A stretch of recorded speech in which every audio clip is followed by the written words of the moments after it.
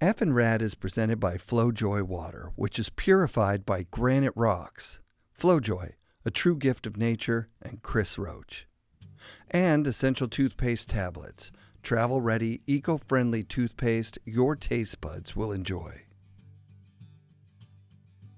Wired Snowboards factory in Vancouver builds high-quality custom snowboards for about the same price as other brands' regular boards.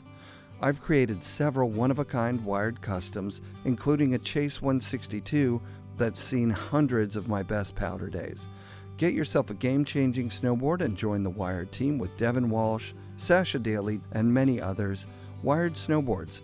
For more information, go to wiredsnowboards.com.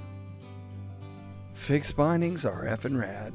The comfort, performance, and quality of fixed bindings stokes me out every time I snowboard.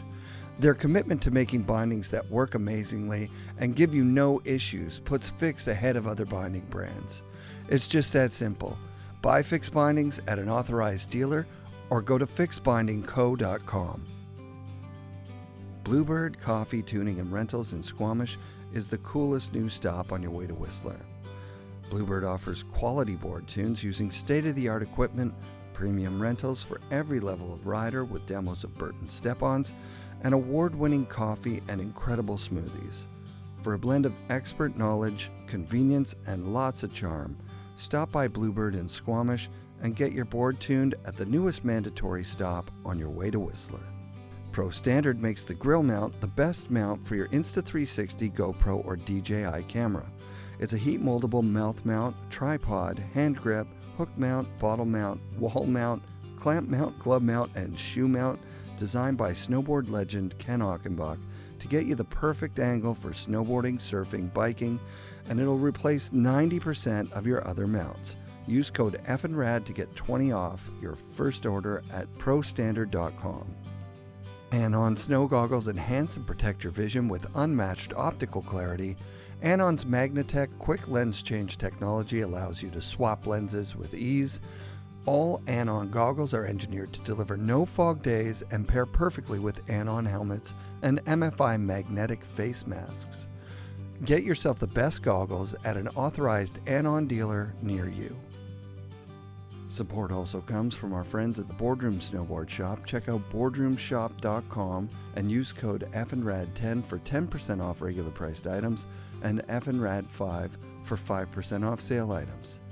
1910, the collaborative artworks of Jamie, Lynn, and Scof. FNRAD 20 saves you 20% off at 1910.com. New Greens, the superfood green drink sourced from American farms. Use code FNRAD for 20% off at newgreens.com. I want to thank the kind snowboard outerwear, travel bags, and backpacks, Rip Curl's Anti-Series outerwear, and our friends at Mount Seymour, Grouse Mountain, and Cypress Mountain for their support. Matt Cummins had the first pro model Lib Tech snowboard back in the early 90s, and Lib Tech still puts the MC branding on boards every year, making it the longest run of pro model boards in the world, which probably won't ever be outdone. Matt started One Ball J Wax in the 80s and still sells his quality wax and accessories to all the best snowboard shops. The MC Wayfinder shape came out of the MC Blank DIY snowboard program, a board you cut out and finish yourself. Matt Cummins has contributed so much to snowboarding over his lifelong career. I can't believe that FNRad is his very first interview, but I'm absolutely honored to have him on the show. I don't even know where to begin. The story of One Ball J? Sure. We grew up skateboarding ramps, and our friend Jay, Jay Rhoda, he crashed on a ramp, and a top to bottom vert ramp, and the board hit him vertically in the nuts. And I'm sorry, Jay. I'm sorry. That sounds awful. It's the worst. We kind of thought he was kidding, right? Yeah. Like, you're not right. And then he showed me like at school, and it was just like straight up 2 big black bananas. And we were, at the time, we had just met Mike and Pete. So this is probably 85, 86, right? Yeah. And we had hooked up with them, or they took us surfing to La Push, and we were kind of stoked on surfing. But we said, well, we need to make some wax to put on our surfboards. So we made wax out of tree sap and motor oil and canning paraffin, and we called it sap wax. And we gave them a couple bars of sap wax. So when we went by the next time, maybe to buy a snowboard or to just talk to them about snowboarding, and this is the early days of GNU, they said, no, you need to call your surf wax One Ball J. They said it. Right? So then I built the first board that I have now, as I saw a Thrasher with, it was like Terry Kidwell doing he was just doing a huge method, I think in Tahoe or something, and it had a round tail and kind of a pointy nose. So yeah. I had a piece of wood and from Jay's dad, and we made our own kind of Kidwell looking boards out of just a piece of plywood, and that was 83, 84, around the same time. And we were like, oh, well, we need wax for that. So we went to the store and we got gun cleaning or lubricating graphite, and we got canning paraffin, and we mixed it, and that was One Ball J, and it was black. Unbelievable. That early. Yeah. And you've mentioned that you have thousands of formulas. I think you got to be exaggerating there. You got hundreds of formulas, thousands. Yeah, unbelievable. For almost 40 years. You've been tinkering with formulas. Right. So what are your top 5? Well, just in terms favorites? of how many formulas,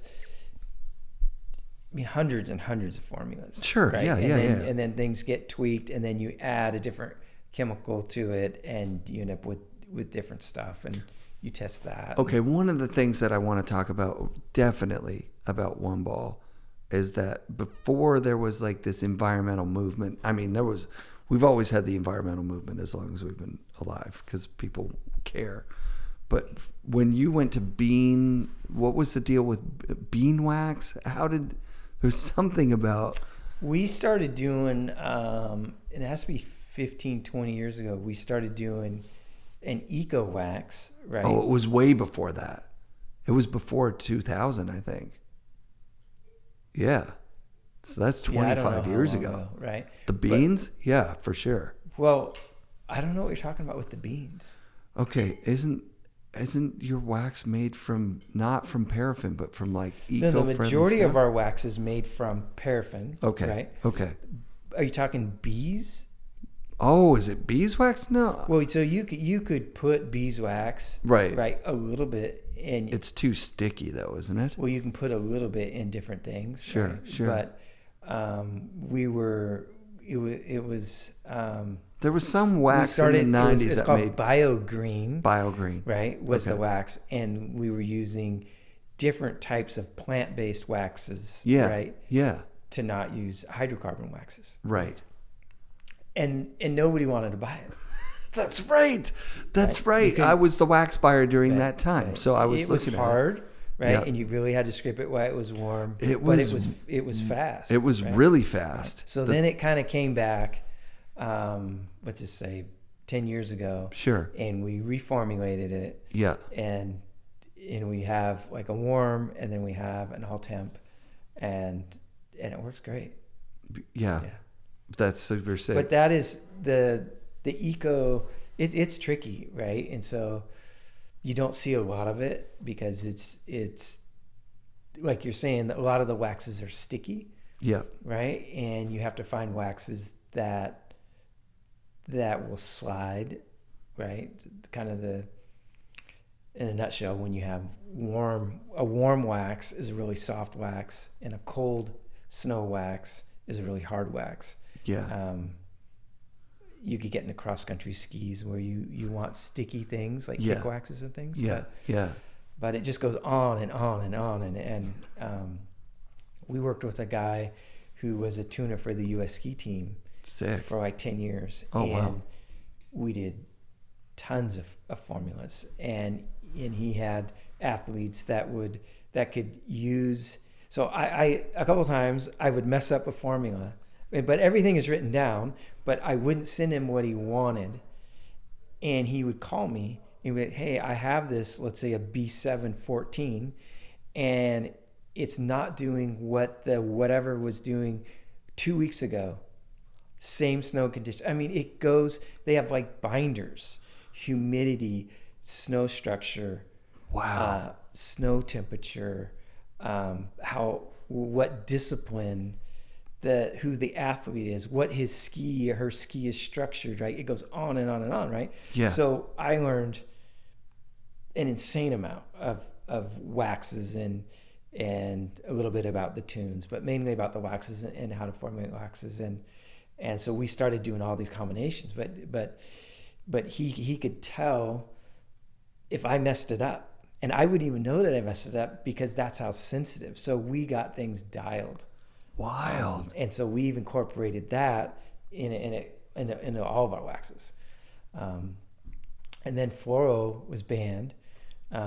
So Because it's a forever chemical or something like that? yeah, Is that and what they found out is that fluoro, which is in a lot of things, way too many things, will get into your bloodstream. Oh, shit. Right? And I don't know if it's into your fats or your bloodstreams, but it doesn't come out. Oh, no. Right? So they don't know all the effects from fluoro. But I do know that the people, like the World Cup guys, and I've just heard stories of the guys that were waxing with fluoro way back before people really knew the dangers, they were having lung issues.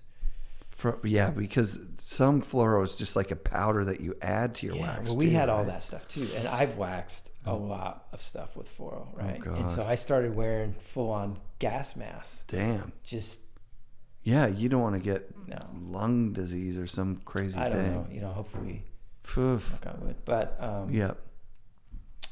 so we reformulated, and we don't use any plastics or any fluorochemicals, and no any type of forever type polymers, anything like that, or surfactants or anything like that. And we have some good stuff.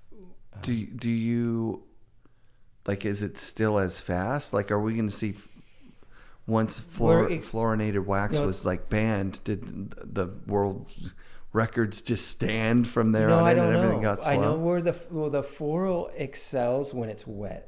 Oh, right? okay. And what it does, it reacts to water, the moisture that's in snow, right? And so when it was really, really wet, they have stuff that's super juiced up with fluoro, and is a huge advantage over somebody that didn't have it. Right. But you also have the wax formula that worked with that amount of fluoro. That's so wild. Okay. So that's my jam. Is I formulate waxes and I just who came up with the I'm trying to think of a good, I don't know what the name of it was, like the glowing leave a trail wax. A friend of mine who knew that's what they test water systems and nuclear reactors to see if they're leaking with that, and it's just a type of sodium that just turns neon green if it hits water. Wild. It's not fast. Yeah. But it is. I remember using it several times. Yeah. Like, because you got a little puck of it. Yeah. And you could probably get 4 or 5 waxes out of that. It's a mess, but. And it would, almost to a person, you'd be like, check it out, you can see my line. Right, you totally can. And they go, like, wow, that's wild. And then they go, what is it though? Right. Like, what did you just paint on the snow? Right. Like, what kind of chemicals are you leaving there? Yeah. There's been some stories where the resorts weren't happy about it. That's right. Yeah, I remember hearing that it was maybe banned at resorts or banned at a resort or something like that. And they called in like some official to try to figure out what it was. Oh, that's wild. They weren't. They thought something's coming up. Is it from the cats? Is right. Is it the diesel? Is it like what is coming out of the There's ground? A glowing trail. Right. Do you still make that, or is that? I think we do. I love it. That's awesome. I don't know how long though, but yeah, that's cool. Yeah. That's super cool. Yeah, I remember my buddy Chris, and another Jimmy Scott story. Jimmy was waxing his board. I go, hey, can I wax my board? And he said, yeah, but it was like a brick like the size of my wallet. You know, that brick is like $500 worth of wax from Swix or someone, you know, one of those old guys. And it was really hard. Like, it really took a lot to wax my board. It took forever. And then my buddy's like, oh shit, let me wax my board. And I didn't tell him any of that. And he used like the whole thing. He just like dripped forever. And Jimmy was like, oh my God. Right. And that you couldn't even scrape it once it cooled down. Right. So it's a wax for cold. It was cold for sure. Right. And we were at Mount Hood in the summer, but it still made your they board do that in the fast morning, as right? fuck. Because it's so aggressive, so that so it will work and it doesn't get ripped off, because you can't use warm when it's like bulletproof. It just pulls it right out, and then your base is dry. That's why our bases were like super dry. Right. Yeah, I've never liked warm weather wax because it's a variable temperature. We make a good one, the summer slush. Yeah. Right. So it has graphite in it. It's kind of it's a little warmer than an all temp, but it also has some other oils in it that reacts to the water, but it stays on good. The graphite, I think, helps it. But if it gets cold, like so it won't work. It doesn't work, right? Like it sticks. It's sticky. Yeah. That's why I'm always like, oh man, I can't. You just go all temp. I am always all temp or cold or really cold. There was this. My favorite wax was this Mach 2 Blue by Q-Sport. It just was really dense. You could apply it on your edges and it would stay for a whole season, no matter how much you ride, you know? And then you just wax over it. So when your base gets dry, you still have wax on your edges. Wow. I've never heard anybody that does that. Yeah. Wait, did you win a lot of races? None. Right. I've never won anything. But it is so fast when you first put it on. On the right day. Blue. On the right day. Yeah, cold. Right. On cold. Right. Yeah. Right. It's super slippery on cold. Yeah. But yeah, it's Yeah. probably not on like warm days. Maybe not supervised, but you know. I'm very lazy is what it comes down to. I used to wax my board multiple times a month, like multiple times a week when I was working at the shop, because you just got the iron there and you got the time. You're stuck at work, you got to do it. And then ever since, it's like, once or twice a year. Like, really? We're like, most people that I know, right, are waxing almost every time they go. I should probably do it. Well, the problem is that you're riding with fast guys. Yep. And there's no poles. Yep. And if you don't have the momentum, yep. So like today, right? If your wax isn't cold or a really good all temp, like they're gonna leave you, and you're riding with a big pack, and you're just gone. And now you need to find somebody else to ride with, right? Nobody's waiting, right? Right. And so you need to be. I think that you'd be shocked. Like the upper level shredders, they're definitely waxing. Oh, I don't think and I'd then be there's shocked, people that don't wax that are super good, and Yeah. so there's always that guy, right? Yeah. But Yeah. in general, the fast guys are waxing. Are waxing. Every time. Yeah, waxing to the. You know what's happening tomorrow, so you're waxing to that temp. Well, just with what they're used to, like they live, you ride break all the time. There's only a couple waxes you're going to use, which is probably different than Utah or Jackson Hole, where definitely. It's drier and colder, right? Yeah. And those guys, because if you're riding with the top dudes and you know that they're already better and stronger than you and faster, you to not wax, you're putting yourself at a right. big You're already at a disadvantage. huge disadvantage. Yeah. But if your board was better or faster than theirs, well, then you can keep you'll up. be catching them. Yeah. Where you maybe are not as fast on certain areas. Oh, that makes total sense. Yeah, I'm actually realizing I need to. There's no reason for me not to wax. Well, I'll give it to you. Yeah. I just got a shit ton of wax from you. Thank you very much. You're welcome. I have like a proper like Swix waxing iron, like those, the big orange or red, with the dial. You don't need a 6 one. We got you. Sick, yeah. And then scrapers, The thing is, it's late. I'm just being lazy. I have 4 boards, and then I just look and. Well, I'll tell you the trick. 2 irons. 2 irons. Okay. It's twice as fast. So you drip. Yeah. But you have 2 irons, or even get one of your kids out yet. But you have 2 irons on a board, and it's literally twice as fast. Oh, wild. And then you go to the next board and the next board. I don't even mean like. You can do it that way, but you can just hold it with like that. So now you got a super iron. Right, and you're not waxing like this. No. Right, you drip it on and you're just slowly covering it. Right. Yeah. And you now have 2. Your surface is wider, so you have 2 irons. Sick. And you just. I've never heard of that ever. That's amazing. My brother came up with that. That's actually rad. Right. You know what I came up with? What? You know how they have an iron in all the old hotel rooms all over the place? The ones for clothes. Yeah. Yeah. You get yourself a roll of aluminum foil. They have it everywhere. Go to the Safeway, get aluminum foil, wrap the clothes iron, and there you got your iron. Oh, and it works, man. It doesn't. Yeah, it doesn't mess up their iron. Do you use their drapes as the drop cloth? Yeah, there's probably drips all over the carpet, to be honest. We've done some bathtub ones. Bathtub, that makes sense. Bathroom ones. Yeah. That's funny. I mean, you gotta, sometimes yeah, of course. There's no place to wax. You do what you do, Yeah. right? Yeah, that's kind of where I'm at my house right now. I got to because I'm taking my bindings off on a table that's got like screws and pieces of wood on it. You know what I mean? I need to. Well, we have the stuff. You let me know.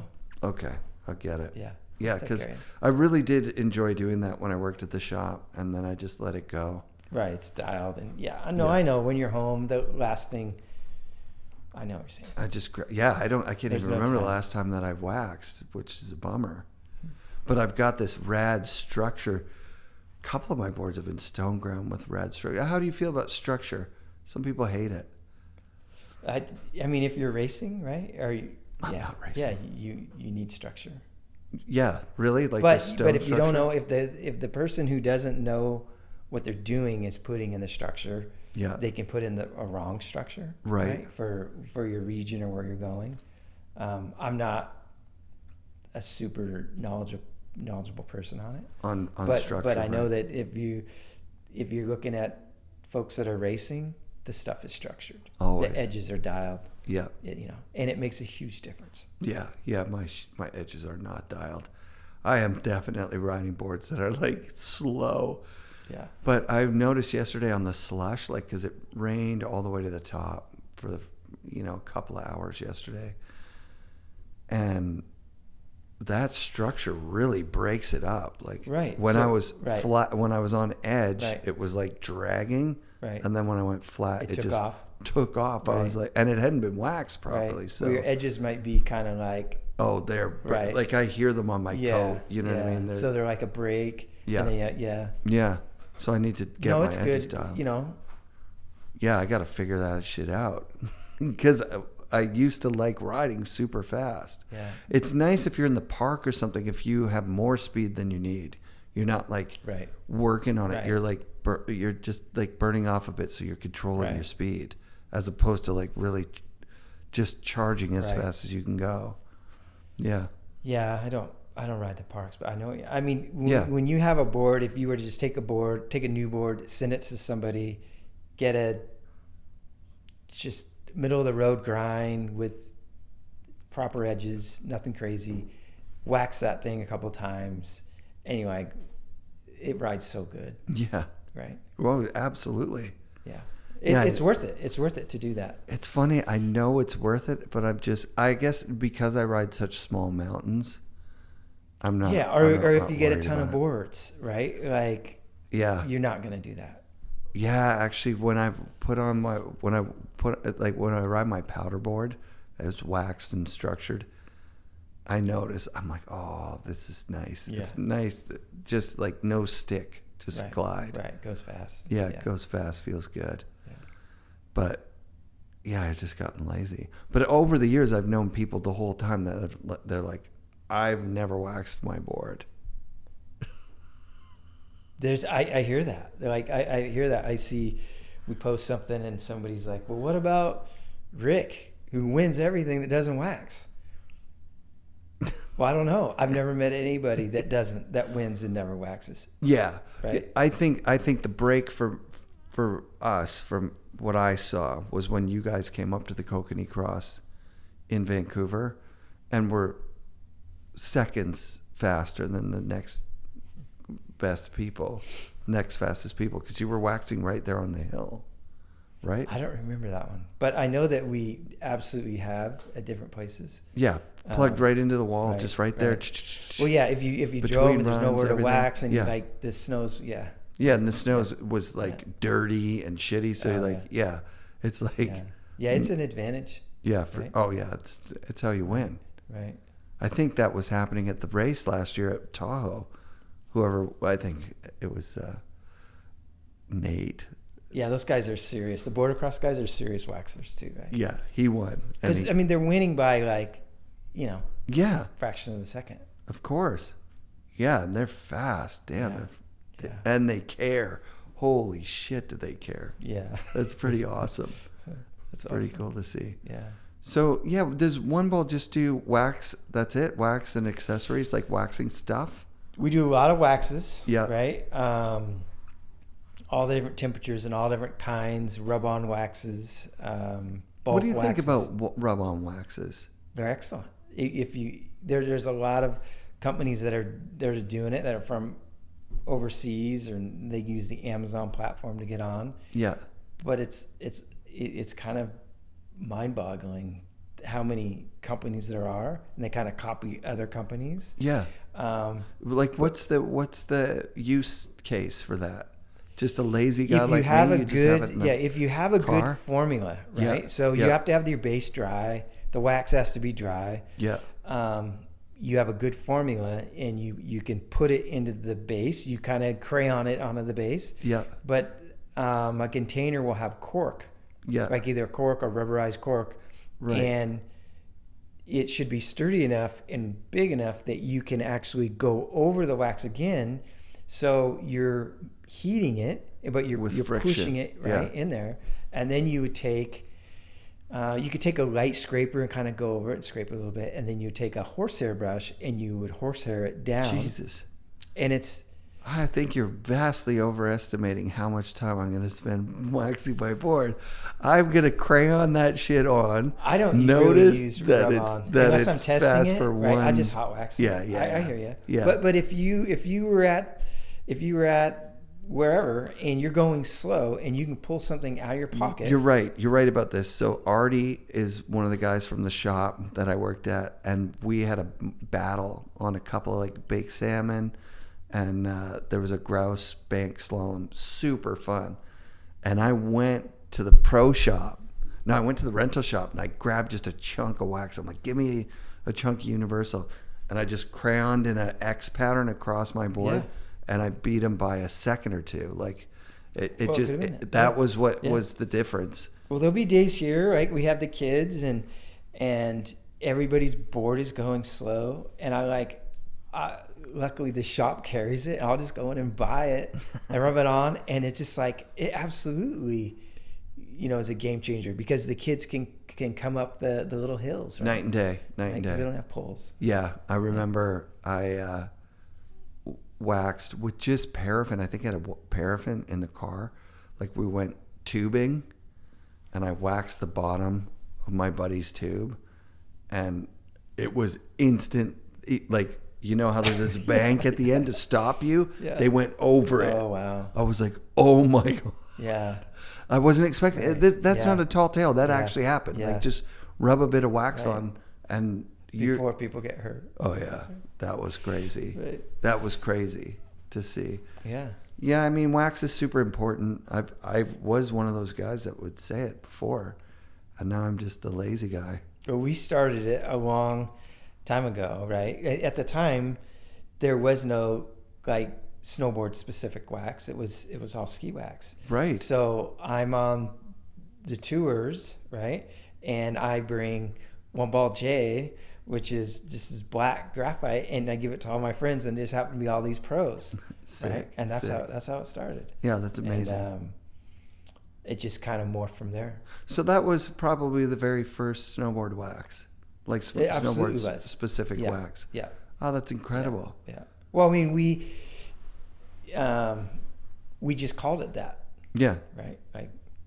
Yeah, because I remember when I was a buyer for the boardroom, buying accessories, those Swix and Toco guys, like that was old school. Like that's some old formulas of wax. Right. And then they would do a snowboard formula, but it was like kind of like a throwaway or something. You know what I mean? Like it wasn't like a technical wax. It was like, we have this crappy snowboard wax for snowboarders because I don't know anything about their formulas, but I do know that companies have changed packaging to become more youthful, right? Yeah, of course. And that's what you're going to do. I mean, those guys have been around for 100 years. Yeah. You're going to come up with some different stuff. Yeah, totally. Yeah. Totally. Oh, yeah, the spray wax. I think some rep gave me a bottle of spray wax, and that was no good. Just turned into like a white, powdery thing on your board. That's a tricky one. That's a really tricky one. Yeah. Especially when you need to have more eco types of chemicals. It's really hard to do. Really, yeah, the spray wax thing. Yeah, because it's suspended in a solution. It's got to be in something, some solvent. Yeah, it can't be water. Yeah, no. Right. Man. Yeah. Yeah, that's gnarly. Oh, that's rad, though. Yeah. I'm psyched on. And you guys have accessories and stuff like T-shirts. Yeah, we make a lot of stomp hats. We mold and laminate and make our pads. We have like 40 SKUs of pads. Holy 45 shit. SKUs of pads, yeah. Out of what? Like foam and like plastic, rubber? It's a really thin like type of plastic that's a really grippy one, but we make all the traction bumps, the spikes on it, and have a molding machine that'll do it. And so we can do anything, right? So we just come up with a bunch of fun graphics and oh, that's fun. Yeah.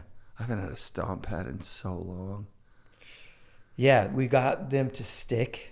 They stick, they don't tear, they don't come off. You actually have to take like a torch to kind of heat it to get things to come off. And then you could put it on another board probably after that even. Yeah, I wouldn't do that, but I've done it. You could. I've done it. You could, yeah. I had an old, I don't know if it's still on my kid's board. It might be there. Like an old bone stomp pad from Iguana, which is a Calgary-based. Wow, I kind of remember 90s, that. Right. 90s. It was, I think, it was definitely. And it had all the little tiny bumps. That's right. Yeah. I have one of those, and that's not ours. I heat it up and take it off one board and put it on the next for my kids because I'm cheap. That's why. Yeah, but. Well, I got you covered. That's so sick. We do a lot of stomp pads. Killer. Yeah, we'll do some One Ball J, like a One Ball J giveaway for this too. Oh, we totally do it. I'll get some. We'll put together some sort of contest of whatever you want to do. Yeah, that'd be great. That would be really fun. We can just ship direct to your whoever won or whatever. The winner. Okay. Yeah, that's a great idea. Yeah, that'd be fun. Because I mean, One Ball is one of those companies that at first I just thought it was the Mervyn Wax Company. A lot of people. Right. Yeah, probably most people would think that. Do you want to hear a fact? Yeah. I was thinking about it the other day. Besides Burton, we are the oldest independently owned snowboard company in the world. Oh, right. Of course. I don't know an older one. Like, I could be wrong. But, I mean, it'd have to be somewhere from Europe, right? Like Flight or something? Well, no, Flight's out of business. Yeah, of course. Right. Yeah, because everything else has either been bought, sold, or is newer. Right. That's cool. Oh, that's really super cool. One Ball. Who would have even known? Yeah. That's pretty sick. It's plugging away. Yeah. So that's my main jam. That's actually your main thing? Yeah. Oh, I wouldn't have had any idea. Yeah. Yeah, I mean, I used to write wax orders for Border, and Border did pretty good with wax. That's awesome. Yeah, that's like it was those. Yeah, pretty good orders. Yeah. And we would just flog that shit. Yeah. Like people used to buy more wax and like do stuff themselves more. Things are shifting, right? So you could go down these different rabbit holes, but then you see like how many people are at ski resorts right now. Yeah. So and it's many. like, I just feel that and like the amount of dope snow stuff. Yeah. And Mont Blanc, like the Instagram, YouTube, influence, crazy. TikTok stuff. It's crazy. It's crazy. It's beyond. You Right? see it down here. I Oh, see yeah. it up there Yeah. so much. Yeah. Yeah. It's a different customer. It's a completely different Right. customer. So now I think there's 45 different wax brands. Right. Right. So we have to really just be on the gas just to stay alive, because people, they look at our website and look at the catalog and they go, oh, these guys are killing it. Let's just do what they do. Right. Right. And they don't know that, like, we're not driving Ferraris, like, Right. right. Like, right. we hardly make any money off of it. Of course. 40 years down the line, we hardly make any money out of it. Yeah. But you can go snowboard when you want to snowboard, Which is or sick. go surf, or Yeah. like you're the boss, which is worth a lot. Right? Listeners of the show, if you guys want to do something for snowboarding this week, buy some One Ball J stuff. Get yourself some wax. Don't be like me where you're stupid and you don't friggin' wax your board. Go buy One Ball J stuff. You still distribute through shops and everything, and then sell direct? Yeah, we're in about 1,000. We have one of the largest. Epic. Yeah. So go get One Ball J stuff. Make sure it's One Ball, and wax your boards this week, and then DM me about how your life is better, because I know that you guys are the ones that can benefit from this. Probably I'm the one that doesn't do it and everybody else does. No, most people don't do it. Really? It's really that? Yeah. It probably is. Most people don't do it, actually. I don't think so. Isn't that nuts? Well, Considering they're busy. how right? much better it is. It's actually like meditative too. Like you're meditating while you're like. Well, you need stuff. Yeah. Right. You don't Yeah. want to. You don't want to burn yourself or light your house on fire. Yep. And then you need time. That's true. Right? So Yeah. not everyone does it. And it makes a lot of mess if you drip some wax on like the rug or So something. there you go for the rub on. Yeah. Yeah. And then rub on. We have a lot of it. Rub on, then cork it, and then horsehair the thing. Yeah. Or scrape it even a little if there's a little on top. Yeah. Yeah. See, I'm one of those guys, and wax guys hate this. I wax, I don't scrape. I just wax. I don't scrape all the time either. But Really? But when it's when I'm just out of time, But if you're doing a race, or you got to scrape it's for a tricky race. day, right? Yeah. Or that you walk out in the snow's like super cold, right? Yeah. Yeah. You got to scrape. When you get your equipment dialed, you're gonna have a way better better. day. It's way better. Day. Definitely. Yeah. Yeah. There are certain things that I learned along the way. Technical first layer, like, dude, if you're wearing cotton socks, like, you got $500. Yeah, I'm such a merino freak. Yeah, you got to get merino. You got to get yeah, merino. Yeah. It's the just best. Yeah, wool. Yeah, yeah. And then so dial in your first layer, dial in your technical outerwear. You have to. Yeah. You have to have good goggles. You have to have the best boots that you can get. Right. And waxing your board is like the smart thing. Yeah, if you have all those things, you better be waxing You your better board. be waxing your board. Like, Right? it's just a waste to go up there on some slow-ass board. Yeah. Right. There you go. And then play with your stance, too. Some people have those wacky stances. Put a lot of forward angle on your front foot. Yeah. And go as far as you can before bringing it back. People don't ride enough forward angle on their front foot for some reason. People run a lot of back angles that I just like, how does that even... Like the back duck. I mean, I get the back it. duck 15-15 or something. Yeah, it doesn't like make if you're sense. doing a lot of park stuff and switch stuff, I get it. But to turn the regular guy turning down the hill, I don't get it. Yeah, my knees would just be like. I ran posy today, and it felt weird at first. I do like duck, but posy. Yeah, some people's knees, right, and the way that their legs and hips and everything, like that is. And you look at people when their back foot's on a skateboard, it's duck, and on a surfboard, it's duck. Right. And so there's no reason that you wouldn't run that duck on your snowboard. Right.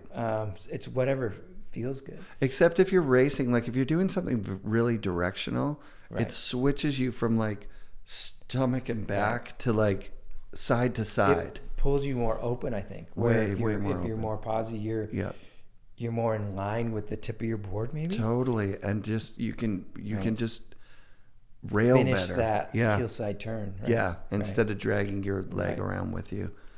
I definitely subscribe to like more angles. Not posy all the time though. I'm usually just almost 2-degree rear foot. Yeah, that first about notch. 27 front That foot. first notch that could almost be straight across, but yeah. Oh, that's awesome. But I'm not riding backwards too much. 27 on the front? Is that I what think that is? so. Yeah, that's what I do too. 27's perfect. Right. Especially when, remember back in the day, it was like 45.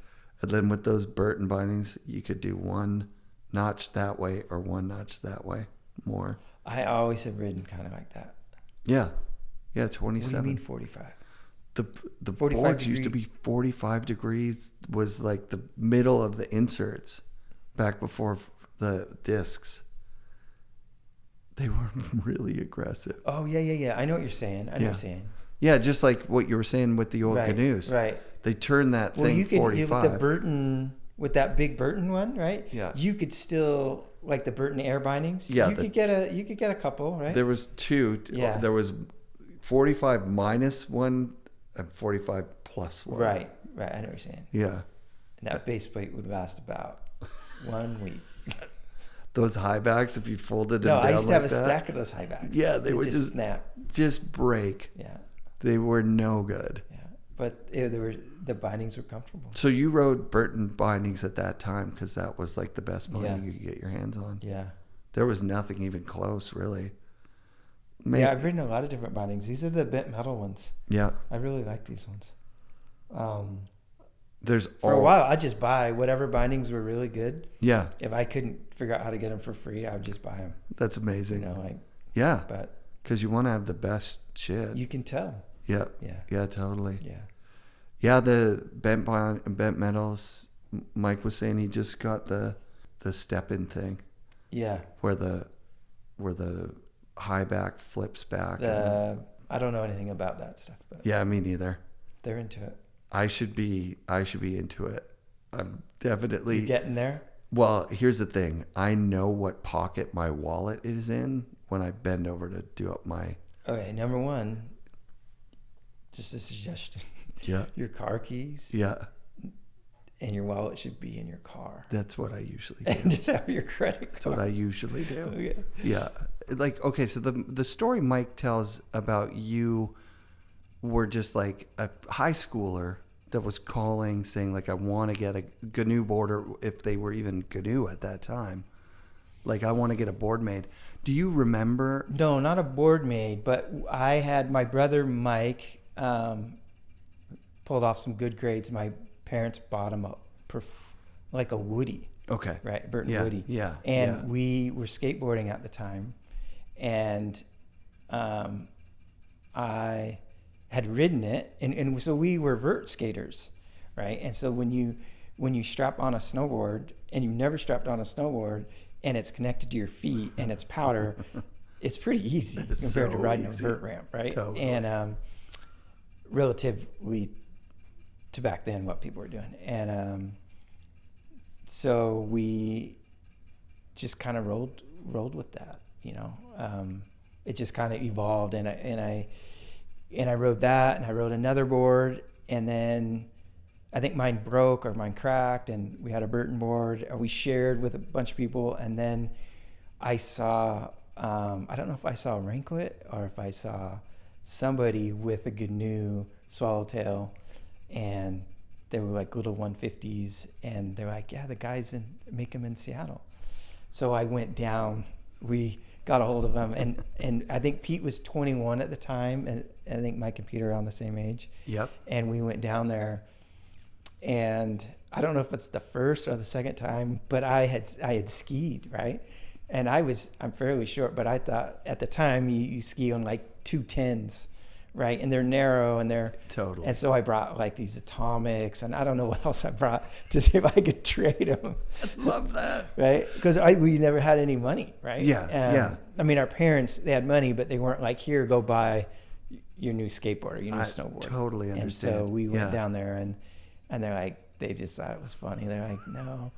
And I saved up. Yeah. And I ended up buying one. I think it was like $225 or $250. Yeah. And they were just designed so well. Game changer. It's just the absolute game changer. Yeah, because you've ridden Woodies, you've ridden stuff that's more like big snurfers, right? Like they had weird like tail concaves, and they didn't flex, they didn't have side cut. The stance was, a bunch of different things. But yeah. Yeah. But totally. but the boards, like those early GNUs were, I mean, they still are, because they still make boards that kind of look like that. It's true. Now that work really good. Yeah.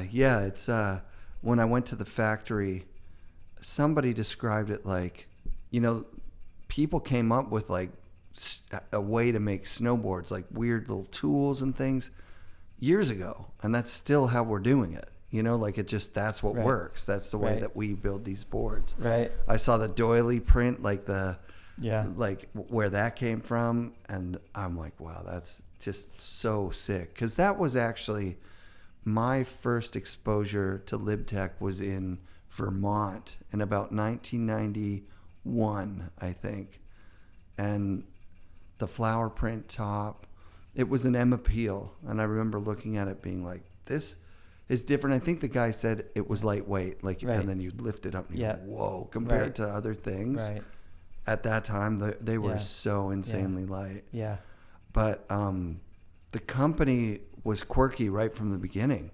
But before we get there, Jamie said at his 30th that Gwen was the team manager for Windline. So like she had, managed the GNU team a bit. Right. And then, so here's this Nitro thing's coming out, and now she's in charge saying, like, do you want to ride for Nitro? Or, you know what, Mike and Pina are also doing a thing. It's called Liberace Technologies or whatever. You could also just stay with them, like up to you. And Jamie was like, well, what's Matt doing? Because whatever Matt's doing, that's what I'm doing. Yeah, it was really nice of him to say that stuff. Yeah. I didn't know. I mean, at that time, we just snowboarded, right? And we didn't know what was going on, right? But the GNUs, it went from getting custom boards, very quickly. It was like, hey, we need to make the boards twin tipped, right? Let's take the swallow off. Let's make them twin tipped. Sick. And then it kind of went from, there was something that went on, and then the boards started, they were the green and black ones from Austria, and they were foam. Yeah. Right. And it was just like, well, what's going on? And it's, you heard different stories. And then they had different colors, and there was like the kinetic, the chaos, the anti-gravity, the race room, and they were the ones with the squiggle or the whatever. Yeah. The different colors. And we still kind of never really knew what was going on, but we got boards, right? Yeah. And but the boards were getting worse. Like you had a better board, then you get this kinetic or whatever, and you're like, hey, this kind of sucks. Right. But when you're right, but we had no choice. We had no options. Right. They were durable, and I remember Jamie had like these really stiff boot, like I think they're like Koflak, like mountaineering stiff boots, right? Rad. And he's a linebacker, right? Like he's a stout guy, and then he would run. We were all on 156 anti-gravities, right? And he's on a 166 or 64 kinetic, the purple one. Yeah. Like hucking backflips on ice and. Wow. Just manhandling it.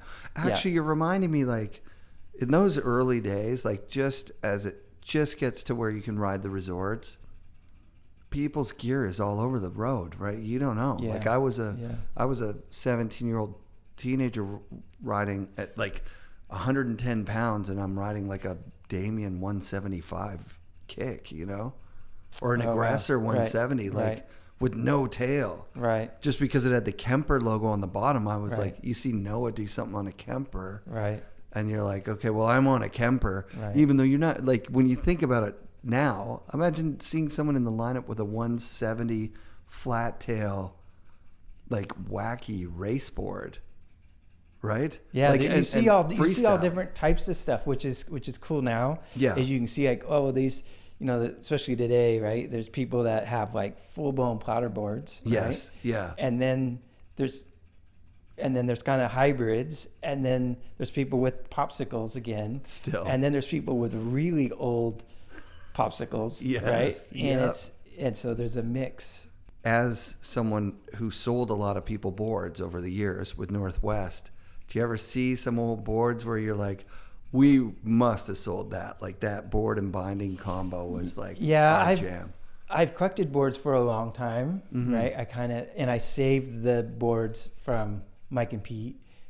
I kind of knew this is a one. I just kept them, and you will see boards that, especially if they're coming from our area, that have like a one ball sticker or Northwest Snowboard sticker, and well, that's a goofy footer, right? Or it's through bolted for baseless, or Right. there's some things you're like, well, that's probably from our area, you Yeah. know, because there was a few guys getting boards on the East Coast in California, but the majority, I think, of those boards. You're talking about the good, like, collectible ones I'm just talking about even just anything from the like, shop, yeah, the from the old shop. Lib Techs Because and Gnu's? or anything. Because Yeah. when I'm up like grouse or whatever, and I see somebody with an old board, I'll be like, oh, a Rossi Imperial with, Yeah. with Moro bindings. I'm like, oh, we did a package deal that year. Oh, okay. That board is like 25 years old and it's still on the hill. Right. And someone's still riding it the way Right. that it was set up. Like you could see like there was an era where we set everybody up with 0 and 5. You know what I mean? They're Right. basically standing straight across. 0 and 5. That means they bought it in like 1996. Okay. No, I don't see know what any of mean? those boards. Oh, I see that all the time. Even at Baker, I still see. Sometimes I'll see someone on an old board. I'm like, oh, we had to have sold that. I just look for the good ones. I wish Yeah. I had. Yeah. Still, you know? Yeah. Uh, Yeah. So what's the best one in your collection? What do you got? Like a cat, like a clean skeleton cat or something? My the ones that I would never get rid of, right, are Yeah. boards that Mike and Pete made with the original GNU construction, with the urethane sidewalls, but they made them with they were twin kicked, right? Wow. With camber, you know, and they had their big like 4-inch 4-hole pattern. Yeah. That Short little Elfkin ones. thing, yeah. Yeah, did they invent those bindings with somebody like Lofo or someone? I don't know if they came up with the original, that big 4-inch 4-hole pattern. I Right. don't if that is now the modern 4-hole pattern, or if that morphed into that. I know I don't F2 think so. had something to do with F2 it, and right? Rad Air, yeah. Okay, so F2 I and don't Rad know. Air. The 4x4 is actually 4 centimeters by 4 centimeters. That's why they call it 4x4. Is that center to center? Okay. It's 4 centimeters. Well, GNU had one. Yeah. Have you seen it? Yeah. It's like 4-inch. It's 4-inch by Right. 4-inch, probably. Right, Yeah, right. that's probably what Right. it is. And the front one is out of 45. 45, exactly. Yeah. And yeah. then they made their bindings, I think, out of base material. No, yeah, Right, those I've white seen- ones? The white ones that Pete had, or that Mike had there, where it was just like punched out of a Yeah, shape, yeah. and then it just kind of all folds up around you. Yeah. Those are definitely them. But the Elfkin, like that one piece plastic. Yeah. There's a story behind that. I think he just told it actually. I don't know. That- But we had to run those. Yeah, they got them from the guy who makes Bauer skates. I think that's where those came from. Oh. I might be butchering it, but like Olivieri, I think it was called over No, in I've heard Italy. him say that. Yeah. That name. Yeah, and then Ken Ock was saying that he also got his binding parts from that same spot. The barfoot ones? He did business bindings. So it was really a boot company, because these Intuition liners that are from Vancouver, super light, moldable closed No, cell I use foam. those. Yeah, they're the best, Yeah. right? Oh yeah. So he couldn't sell the liners for some reason. People were having a hard time. He's like, I got to just put these in a boot to prove to the world that these are the best liners. And so they made business boots, but then the deal fell through with Intuition or something. Yeah. And they wound up. Yeah, and then they made business bindings, which turned into pierogi bindings, which is like those baseless ones. What kind of bindings? Pierogi, they were called. Oh, I remember those. Yeah. And that was baseless, right? Baseless. And that had a weird sliding mechanism, right? It did. Okay, I remember those. Yeah, that was around when bent metal came out, maybe the year after. First year bent metal, it was baseless or base, wasn't it? Or maybe that was second year. I don't know. I know that I don't know if bent metal did baseless. I know that we would cut up the bent metals and turn them into baseless. Yeah, they definitely did baseless. Oh, you know what? You're right. Yeah. You're right. They did. With the slot. With the weird hook. Yeah. You're right. Yeah. That's awesome, man. Okay, so let's go all the way back. This is a good spot to go all the way back. Those first boards that you're riding, it's your brother's board because he did well at school. Is that right? And then my brother Mike. Yeah. So. Oh, yeah. How many brothers are there? I have two, Mike and then Temple. Yeah.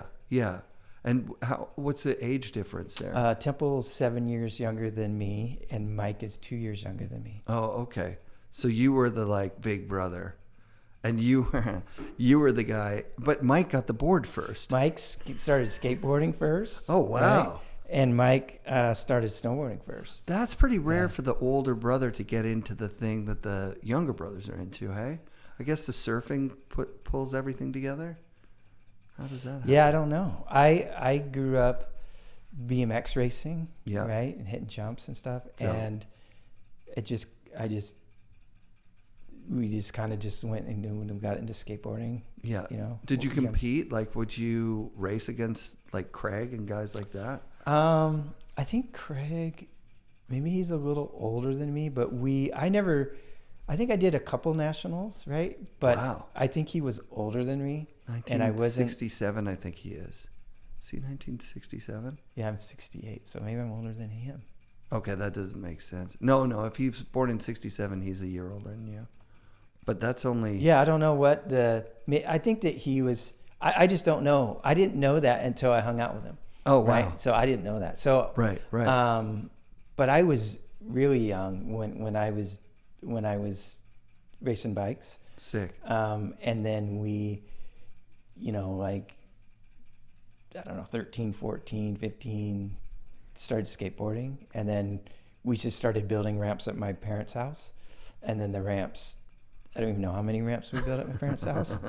And then they turned into vert ramps at my parents' house. And then our friend Jay Rhoda from One Ball, his dad built a really nice, he was a carpenter, a really nice vert ramp. And that was kind of it. So when you get a vert ramp like that, then you start, everybody comes out of the woodwork, right? Like the Rankwits and all the skaters from everywhere. They would come down, but it wasn't as big as some of the stuff they're doing in Seattle. Right. It wasn't as big as because you're in Gig Harbor, right? Yeah. That's the spot. That's still, half an hour south of Seattle? It would take you about an hour. About an hour. Yeah. Man, that's great. So where would you guys bike race? Was there a track out there? There was the River Valley BMX, and then there was Pete's BMX, and then they had the Port Orchard Indoor. Sick. Yeah, BMX was big out here, I guess, huh? Yeah. Yeah. It's still and now you go to one of the races or where they're doing it, and what they're riding and how specialized it is. Everyone's clipped in. Yeah. Oh, what? Really? Yeah. For BMX even? Yeah.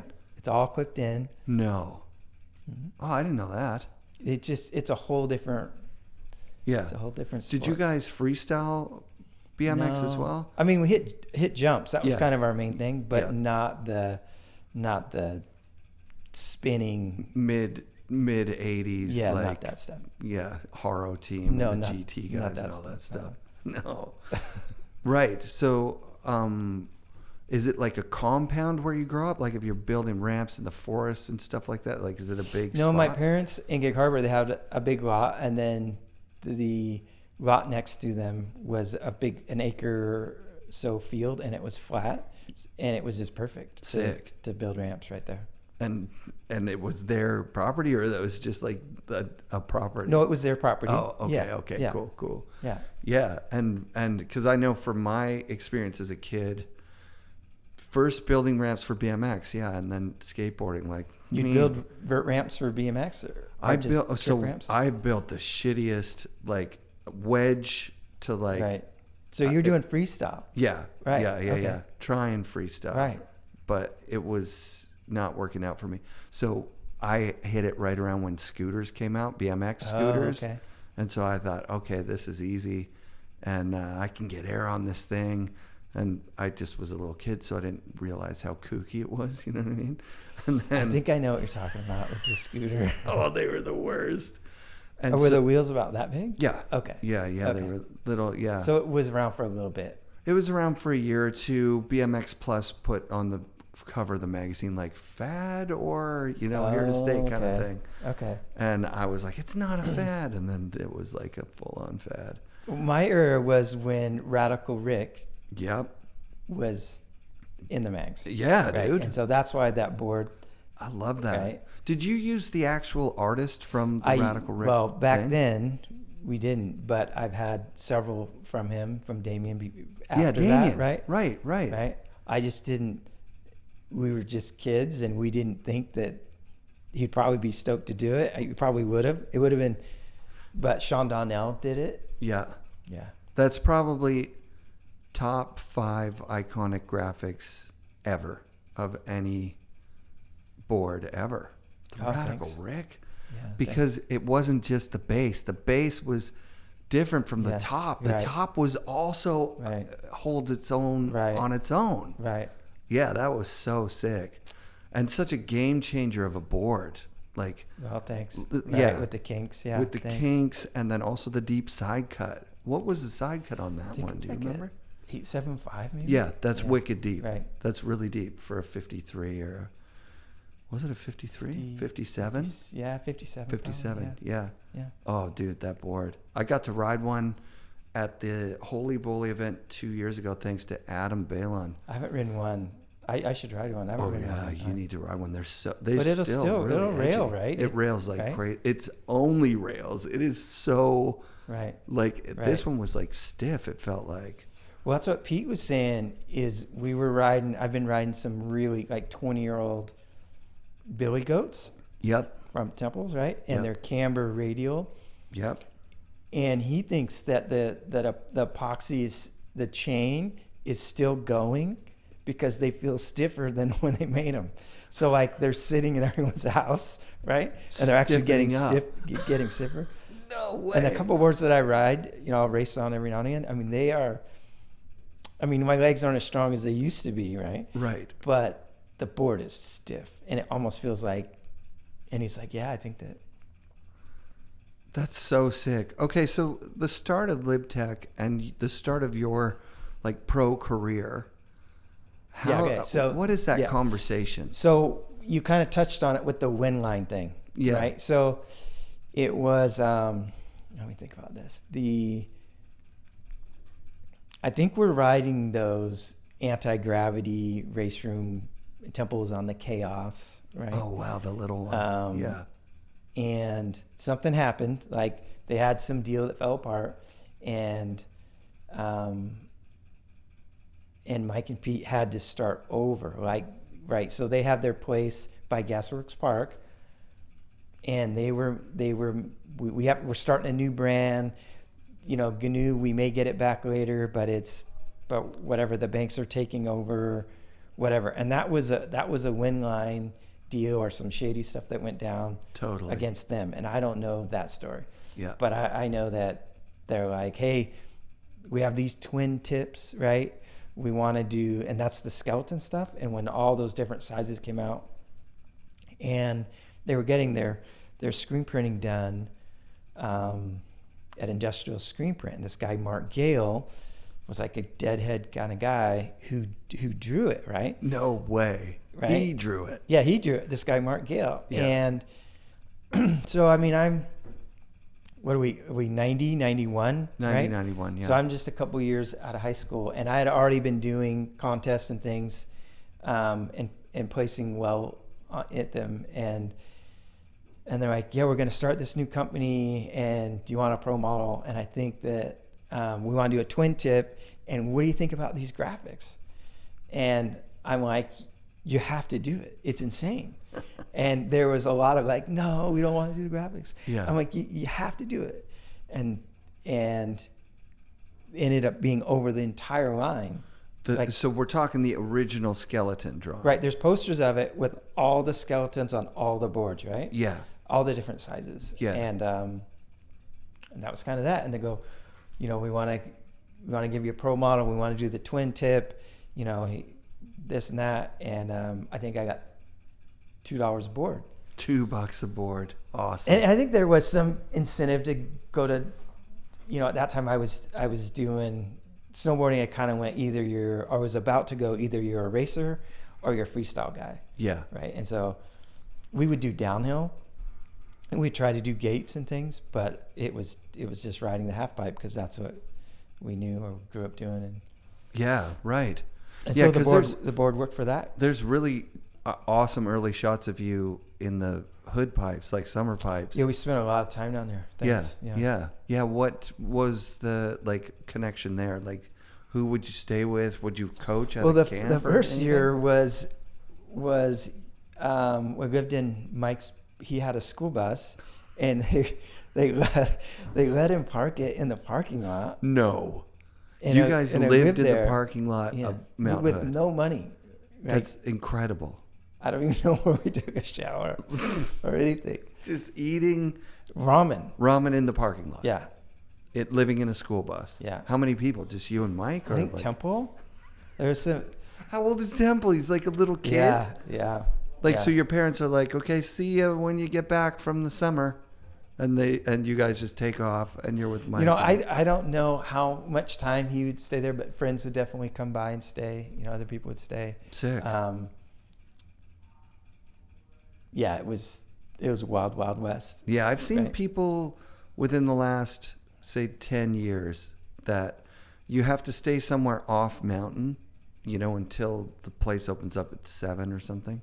And then they'll drive up, set up their camper, be outside, cooking. Right. Now they can cook like real food. Right.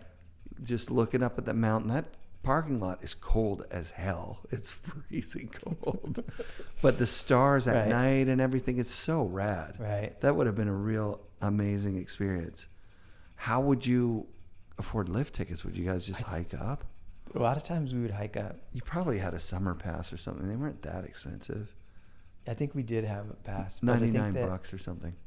Yeah, I remember our friends would come down and we'd have to figure out how to get them up. Yeah. But they would leave. We wouldn't go up early because it was icy. Yeah. But we would kind of dig on the pipes. And the first camp that I worked at was at the Chris Carroll camp with Chris Jameson. Sick. And Jameson was on Canoe for a while, right?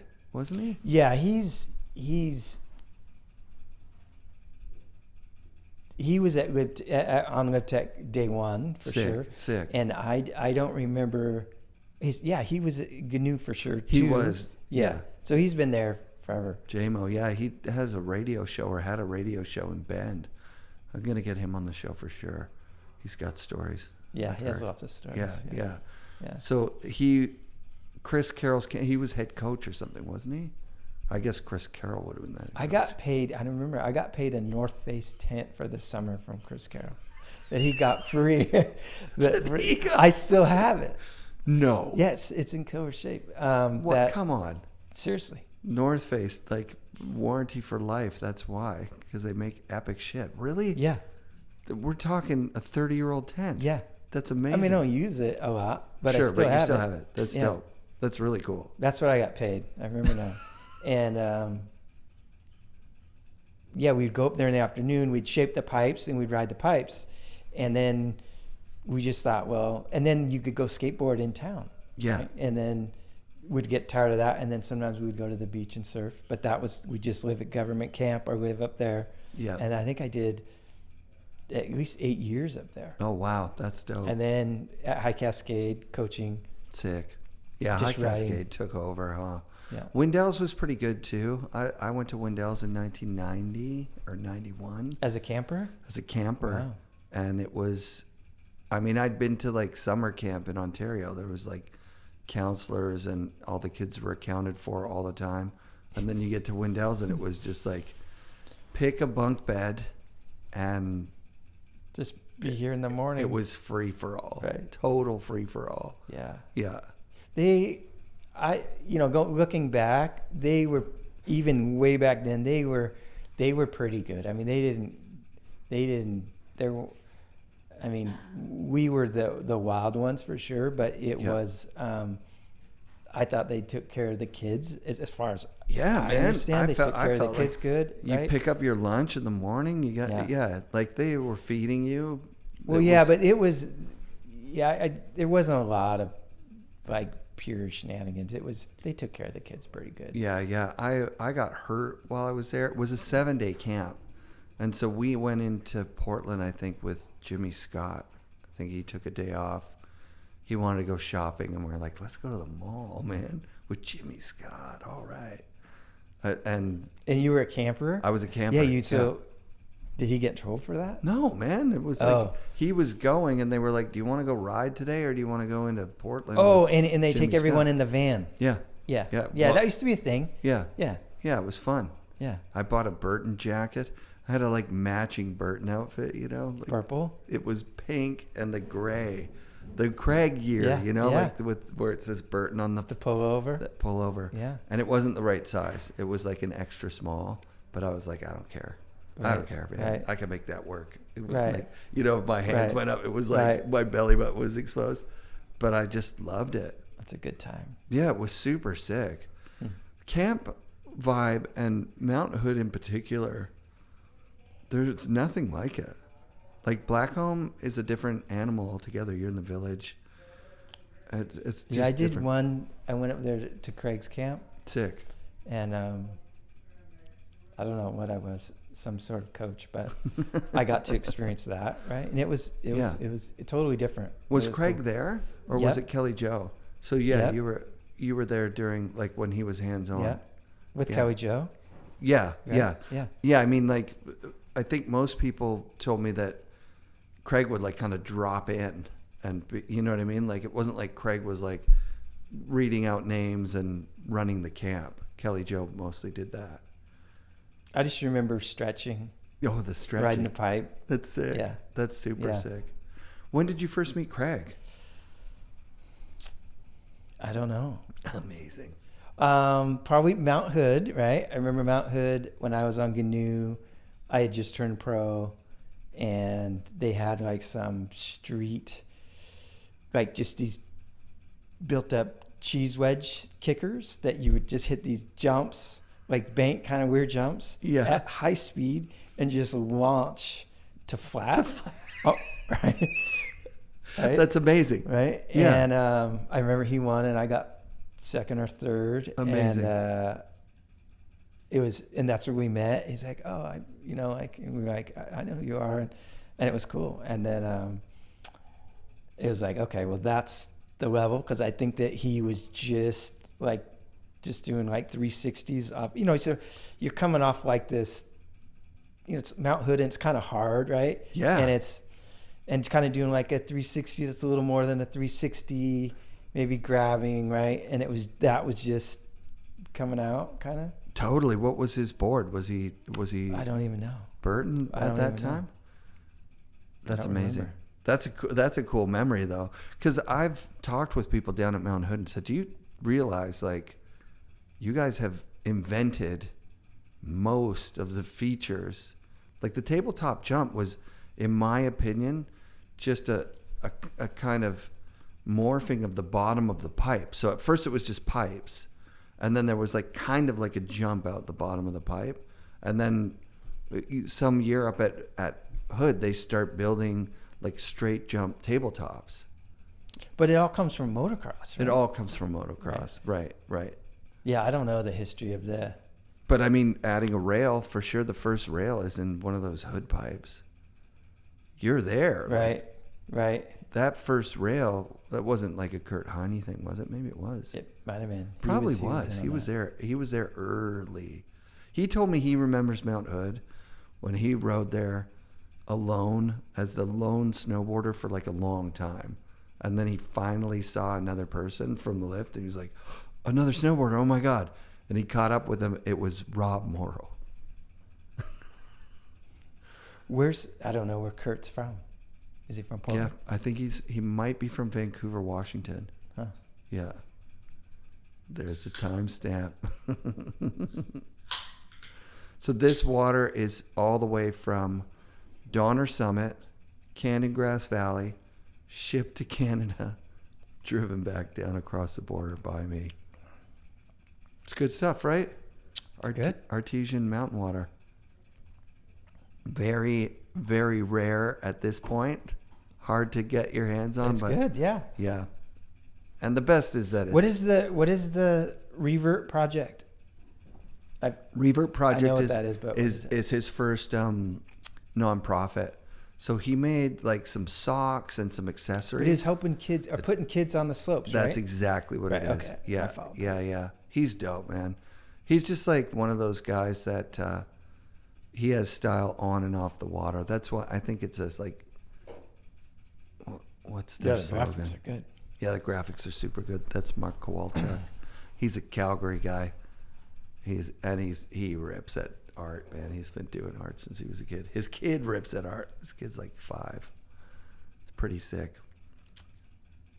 So yeah, I don't understand how you could have been missed by the magazines, like not got an early. No, I would get shots, right? You got lots of shots. One cover on Transworld. Sick. But one of the deals was, and then my thing was I'd compete, do half pipe. Yeah. And then I would usually come up and ride Baker. And there was a long time when photographers didn't want to go to Baker because it was never sunny. Right. Right. It's like, there's a long time where there weren't a lot of pictures out of Baker. That's true. Yeah. Bud Fawcett at the LBS. I remember somebody, I can't remember who it was, trying to shoot pictures up at Baker, and I'm at a table over here. I don't know. I'm not with him, but I just kind of watch, and it's typical Baker day, and I watch him pour water out of his main body of his skin. No. Might have been Bud Fawcett. But, sure. And it was just, I think it was hard. Sean Sullivan came up and shot some shots early on here too. Yeah. And I mean, there's a bunch of guys, Tony Welch and but that's later on. I just mainly just did my thing, right? I do a lot of the half pipe contest primarily and ride POW, and people want to shoot. It wasn't like there were people like banging down my doors like, hey, we want to like do this. It was like, well, you need to kind of know somebody they have a photographer, and totally, so you're gonna wait all day to get 3 shots. That's and the it's worst. 1.5 feet deep. It's like, I can't do it, man. That's any pro snowboarder that's listening to this right now, it's like, that is the cherry cake, is to have the board that's selling like crazy. You got some, board royalties coming in. Your sponsors aren't putting the pressure on you to shoot with anyone. You're not on trips to Alaska with people you don't know, trying to outdo one another at the gnarliest, biggest drops or whatever. Yeah, I never had the budget to go on big trips, and I mean, I was never on a film team or any production to go somewhere and film. And a part of that is it's a lot of pay to play. So if you're not like one of the guys, and your sponsor isn't paying for you to be filmed, you're not being filmed. That was a real bummer to find that out, because I was a very naive fan of Snowboarder. I thought the guy on the cover was the guy that everyone in the industry voted that was the best trick of the, you know what I mean? Yeah. Like I thought that pros were just, you know, so good that magazines were following them around of their own accord. Yeah, I mean, and then it was just a different time, right? It was like, if you knew a photographer, it was your brother or whatever, and he took pictures and it was always sunny where you're at, and guess what? You're going to be all over the magazines, right? Yeah. And they were cheap photos and you could do them fast. And Jimmy Scott and Rob Gracie, like they were just a team. They would go out and the shoot Mount Hood stuff. Jimmy Scott would shoot with Gracie all over the world, I think. Oh, wow. And Gracie was like a staff photographer, senior photographer for Transworld. Right. So I mean, that's essentially it. If it was your brother, you're so lucky. If your brother was like or a you just staff have a photographer. good connection. Yeah. And so that was really, the shooting, didn't do that many photo shoots, didn't film much at all. Right. Wow. But you did design. So let's talk about the design of because when I think about the cat, the cat's a year 2 maybe.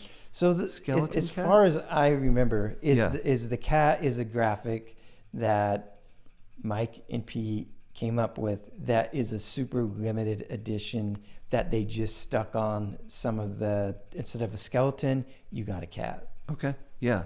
Which they've always done stuff like that. And they might have tried to sell some. Yeah.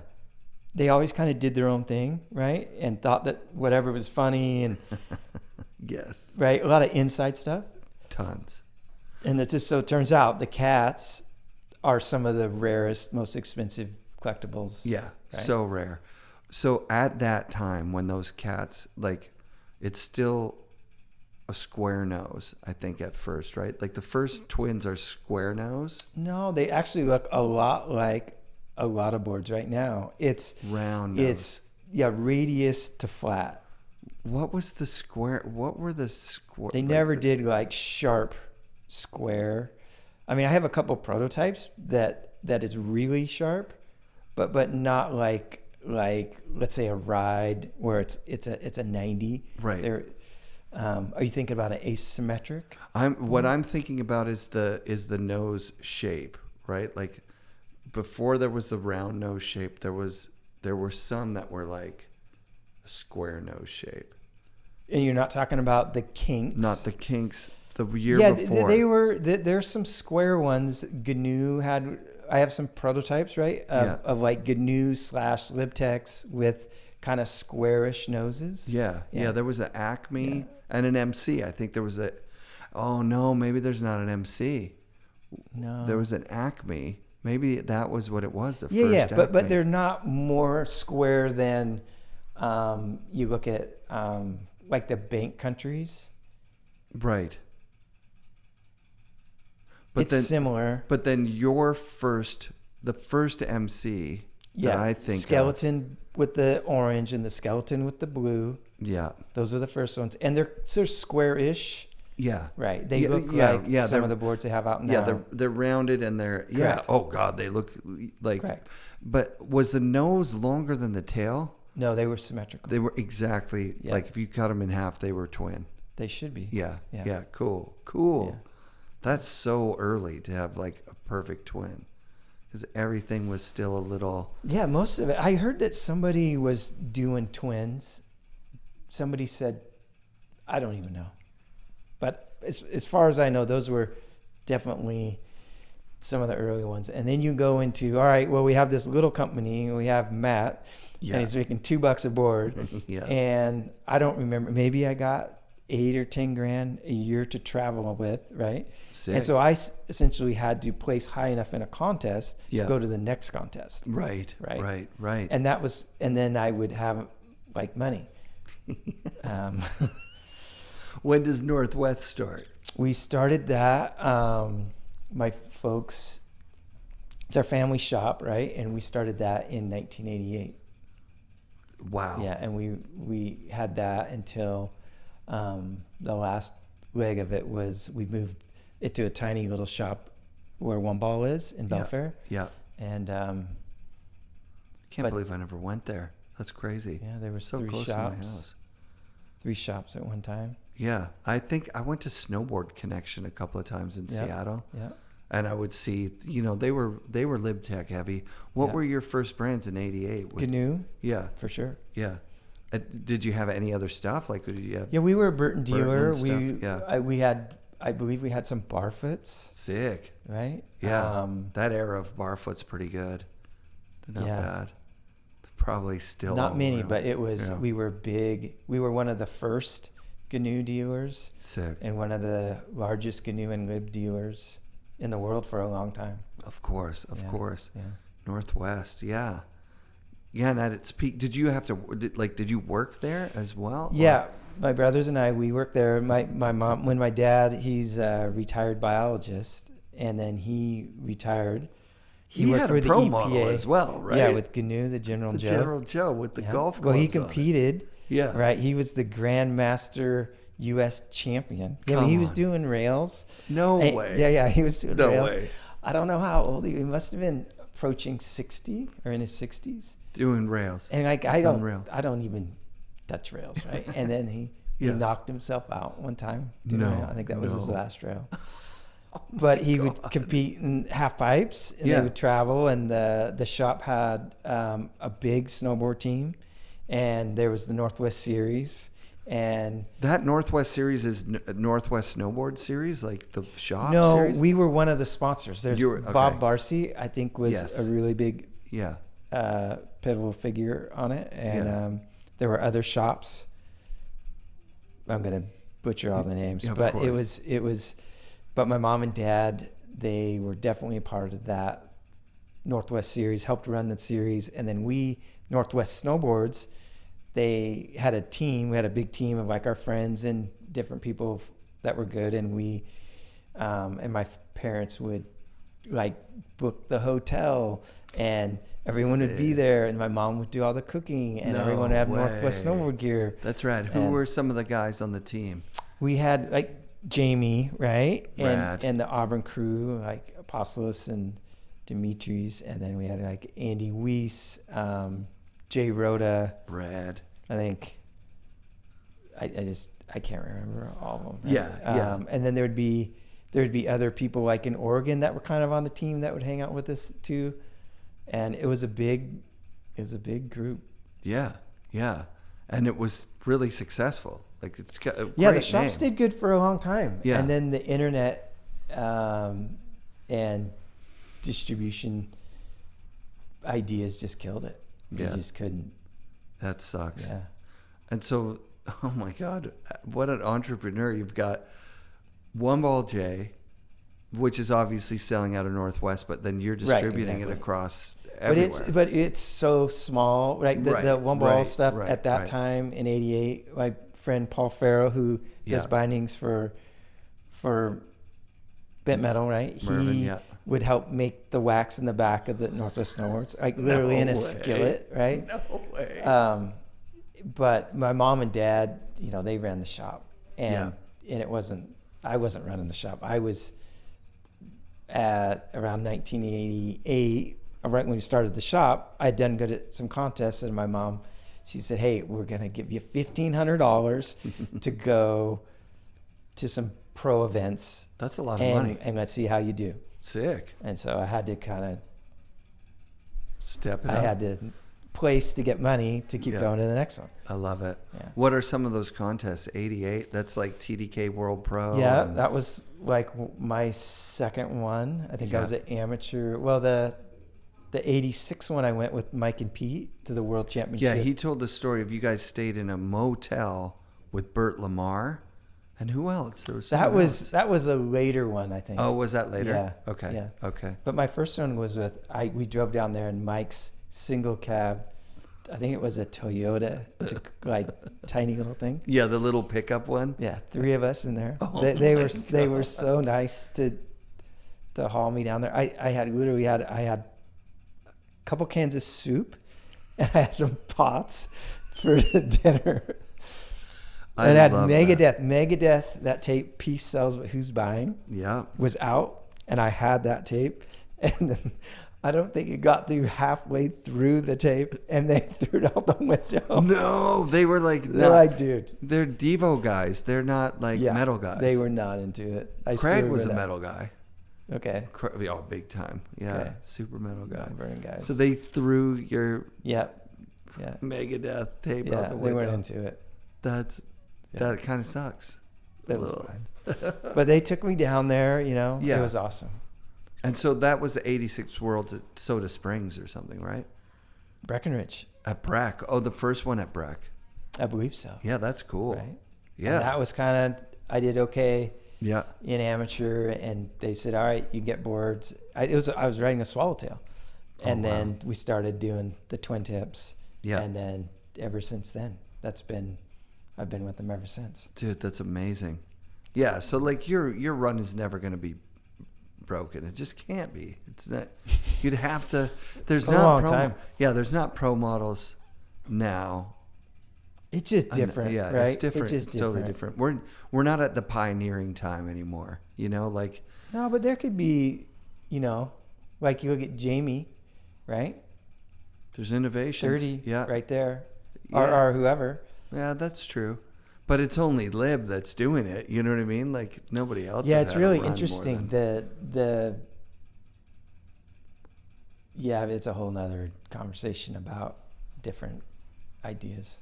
I really feel like, for my money, Mike and Pete they did it the right way.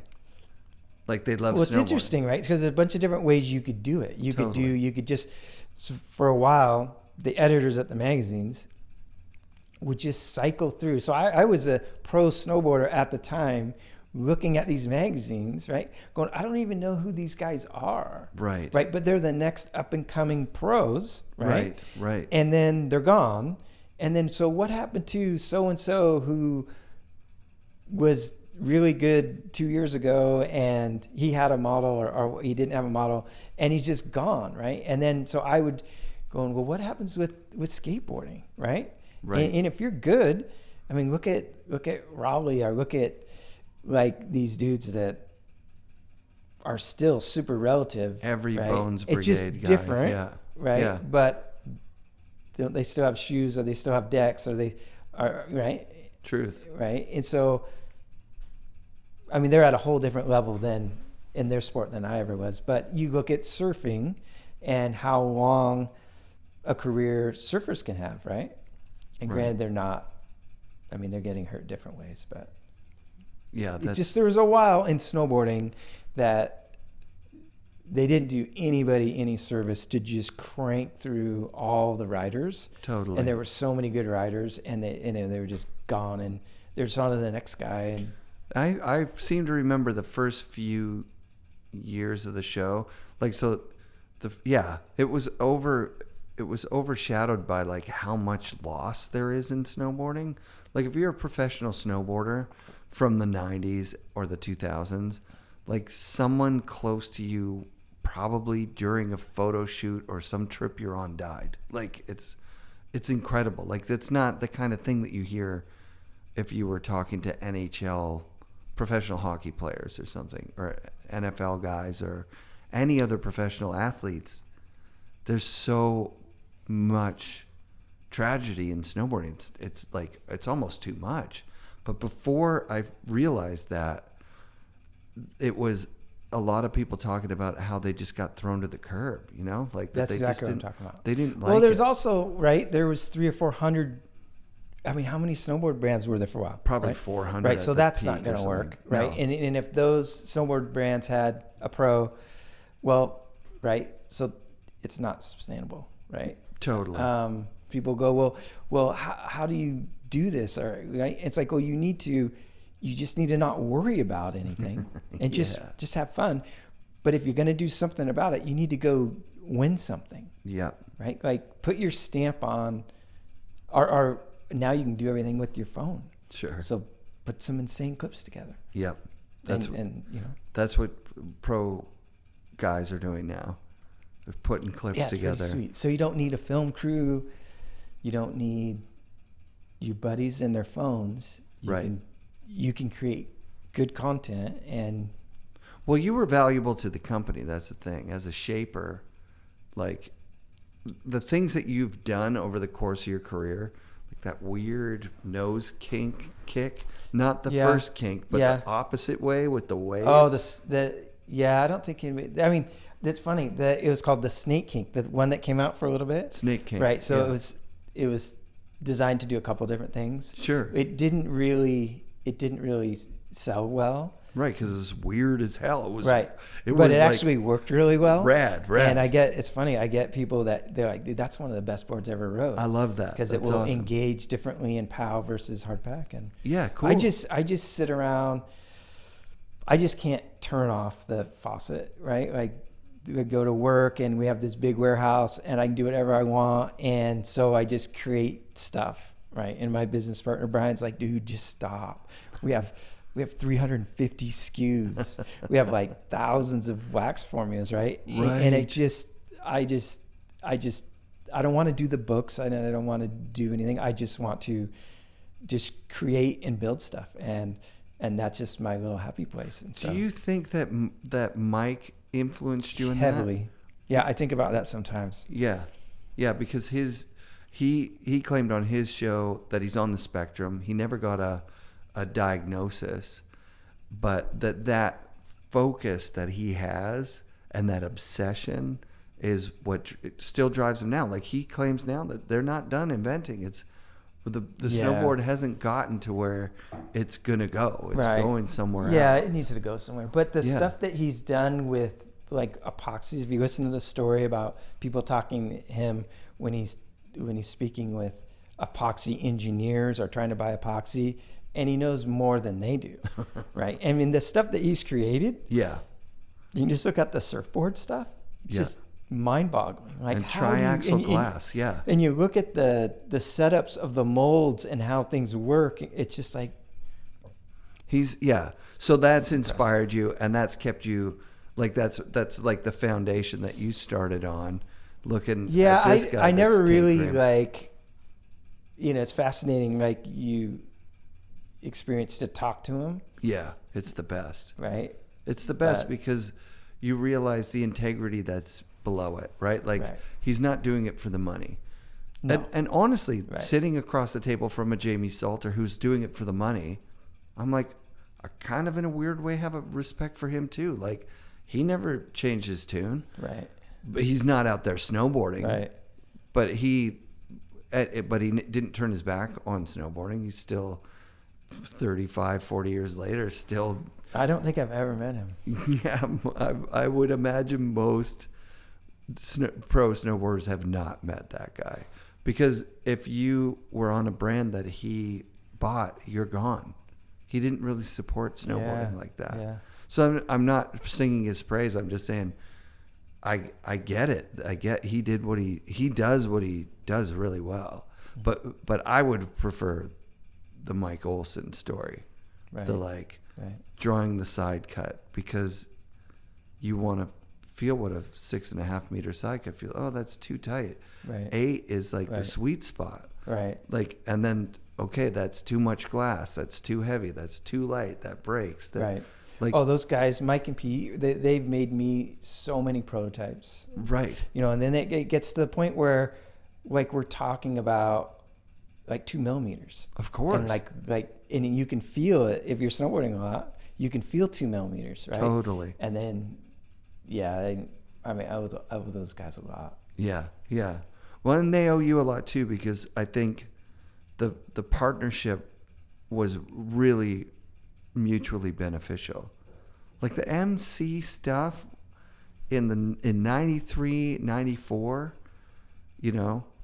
was, it's what got Jamie going. 92, 93, before there was a Jamie Lynn pro model. Right. He's riding your stuff. Right. Yeah, that was awesome. Yeah, and the graphic, like that, all that Jamie era. Yeah, he really put that. You go down to California with those. Yeah. And just blow up the magazines, and that's when things went off. Yeah, and so some guys would get upset about that, right? You know what I mean?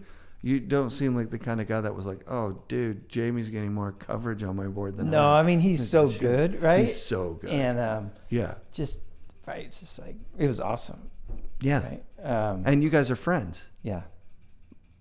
And he's like one of the Cummins brothers. He has ridden for the shop forever. And I think that first time I met him was at this gal Barb's ramp, and he's like 13 or 14. Yeah. And I can still remember it. And he does like this front side tail slide, just the tail slide, and he just and he's like this rocket like shooting toward me into this thing, and then he just bails or whatever, and I'm like, who's that guy? I mean, he's just a tiny little kid. Yeah. And just you knew right then that, you know, that he had it. He has the thing. Yeah. It's wild when you see it. It's exciting when you see it. Hey, like, oh, you just know it. Yeah. Yeah. Yeah. Yeah. Same Everybody with Travis knows Rice. It. Yeah. Yeah. The first time I saw him, he was on Rosignol, and I was with Barrett at the X Games. Yeah. And I don't know if I was on the chair or I knew of him, but I didn't know him. And I saw him coming down, you know, hitting the jumps, and I was like, who's that? Right? Because he just, you know, he kind of rides the same. And and I figured out who it was, and I got a hold of Pete. I'm like, dude, if that guy ever is not riding for Rosignol, you need to get that guy. You need to get that guy. Oh, that's cool. He just has that. He's like a big Jamie. He's like a 6'1", same linebacker body. It's wild. A lot of snowboarders are kind of built the same. Yeah.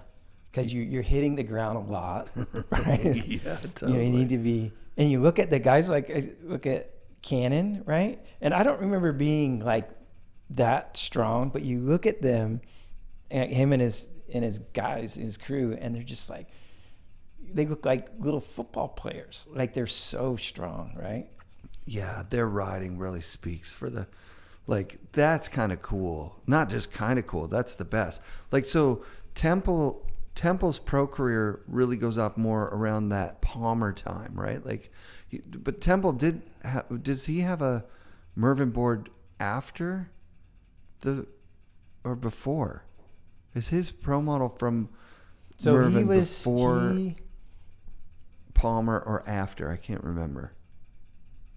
Yeah, I want to say that his GNU pro model. So he rode for GNU before Palmer. Palmer offered him some money. Yeah. He went and did that. Yeah. He came back, GNU, and then had pro models. Pro models at that point. Right. That's right. Right. Okay, that makes sense. And then those, I think I'm right. And then those morphed into like the Billy Goat series. Right. Right. Right. Yeah, because there was that one year with the jumping over the train thing, and just like, that's on a Palmer, right? And him and Andy. Is it on a Palmer? It's him and Andy, and it is a Palmer. Those are Palmers, right? Yeah.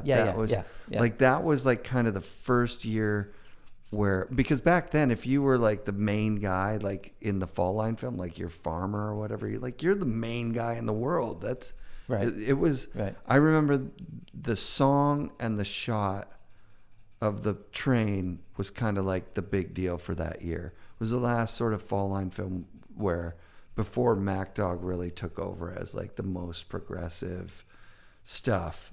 I think I might be wrong on that, but that's how I feel. But then he started a whole career at Baker and became this kind of backcountry freestyle pioneer leader, you know, like, because there's You're always talking about Temple, yeah. And then just now seeing Cannon take that and elevate that to like world traveling, same charging hard style. It's nuts. It's like super rad that 3 generations of your family have been pro snowboarders. It's nuts. I mean, was your dad pro? He had a pro model. Yeah. He's kind of pro. He had a pro model. Yeah. Yeah. No, my dad, I think he started snowboarding probably when he had the shops. So he's in his 40s. Yeah. Yeah. Which for us, like, in those days, if someone was in their 40s snowboarding, they were like a really old man. Remember that? Like I remember the old guy at the shop. They hired an old guy. He was 27. I was like, oh, he's old. We were like, yeah, I kind of trip out about that. Like you don't think you're old. I mean, you do, but you don't. But then you kind of wonder, like what you said is, people must really think I'm old, you know? You don't look old. But you know what I mean? Yeah. Like in terms of... Yeah, I was riding the chairlift with people yesterday, and I'm like, I'm 51, you know? Jeez, and then when you say it out loud, you're like, fuck, when I was 20, if someone was 51... Right. They were so old. Right. Like, what do they possibly know? How could they possibly still be riding? Shouldn't they just be like sitting in a chair reading a book or something? But that was like 50-year-olds when we were 20. Right. Were done. They were just about to retire and fish for the rest of their life. I didn't know any 50-year-olds when I was 20. I didn't right, know but any. that's the thing. Yeah. You didn't know any 50-year-olds when you were 20. Yeah, because when you're 20, your parents are still in their 40s. You're just with your friends. Yeah. And you're just in your little vortex. And Totally. That's totally it. Yeah, now there is a bigger mix out there. But I'm starting to notice that the guys that are at the chairlift early in the morning, you know, they're old because they can't sleep. They can't sleep through the night, so they may as well get up and go stand in line at 6 a.m. Totally. Yeah, the first... at Cypress? At Grouse, Cypress. Cypress, there's some younger guys. Not like kids, though. Like when I'm riding with like a 19-year-old kid and I'm like telling them, okay, meet me in the parking lot at 7. They're like, I've never been up here before noon. Like I don't come for first chair. Right. Wow. Why would I do that? Well, right. and then there's the kind of the new sport, right, which is touring. Yeah. So you don't have a pass. Yep. You buy all this sweet gear. Yep. And you tour on powder days. Yep. Split board up. There are places I heard over COVID that there were places where split boarders were tracking the mountain out before it opened. So they would just split to the top of the resort, track it out the first 2 hours of sunlight or whatever, and then 9 o'clock the resort opens. Did they shut that down for the people buying tickets? I don't know. Yeah. They have where we're at. Yeah, there's nobody doing that where we're at. I don't know if you're allowed to come in. No, I don't think you are. To come inbounds, if you're out of bounds, right? To come in the ski resort and track under the chair. No, you get hit by a cat or whatever, right? Because they're doing stuff. Yeah, exactly. And Baker has enough room that shouldn't be an issue, right? Right. Yeah, like how early are you heading into the side country of Baker? Like the whole time? What do you mean side country? Like up table and out that way? I'm not. I got 2 little kids, so my powder is not. I'm never like the backcountry guy. But when the mountain's done, right? So, when the mountain's done, you just start doing what you can do, what you can get to, with your pack without hiking. Yes. And if you have time, then you start to hike. Yeah. Depending on what the conditions are, right? That's my thing. Yeah, you've never had a split board pro model. Do you split? No, just maybe once a year. Not much. I hate it. No. I can't do it. I can't ski, so I can't do it. It's I can ski. It's not possible for me. I don't find it very engaging. I don't know why. I just never. I don't even mind boot packing. My thing is just time. I don't have the time to. I would rather save my time window to hit the resort when it's uncrowded on a powder day and pump out whatever 1,000 feet I can in a day and go home than to do 2 runs splitting when I had to, the drive and the commitment and the kids are at school and But as I get, as life goes on, I could see myself getting into it. How about like heliboarding and catboarding and stuff? I don't like helicopters. Really? No. Have you ever done I don't it? like flying either. No. For as many hundreds of flights a minute, I want to be, I'm a control freak. I love it. I want to be in charge. I don't Yeah. want people driving me around. I like that. This Right? is great. So you've never helied or? Oh, I have. Yeah. Around here or up in BC probably? The last one I was in at Baldface. Oh, nice. I've been there a couple times. It's Sick. a nice short one. Yep.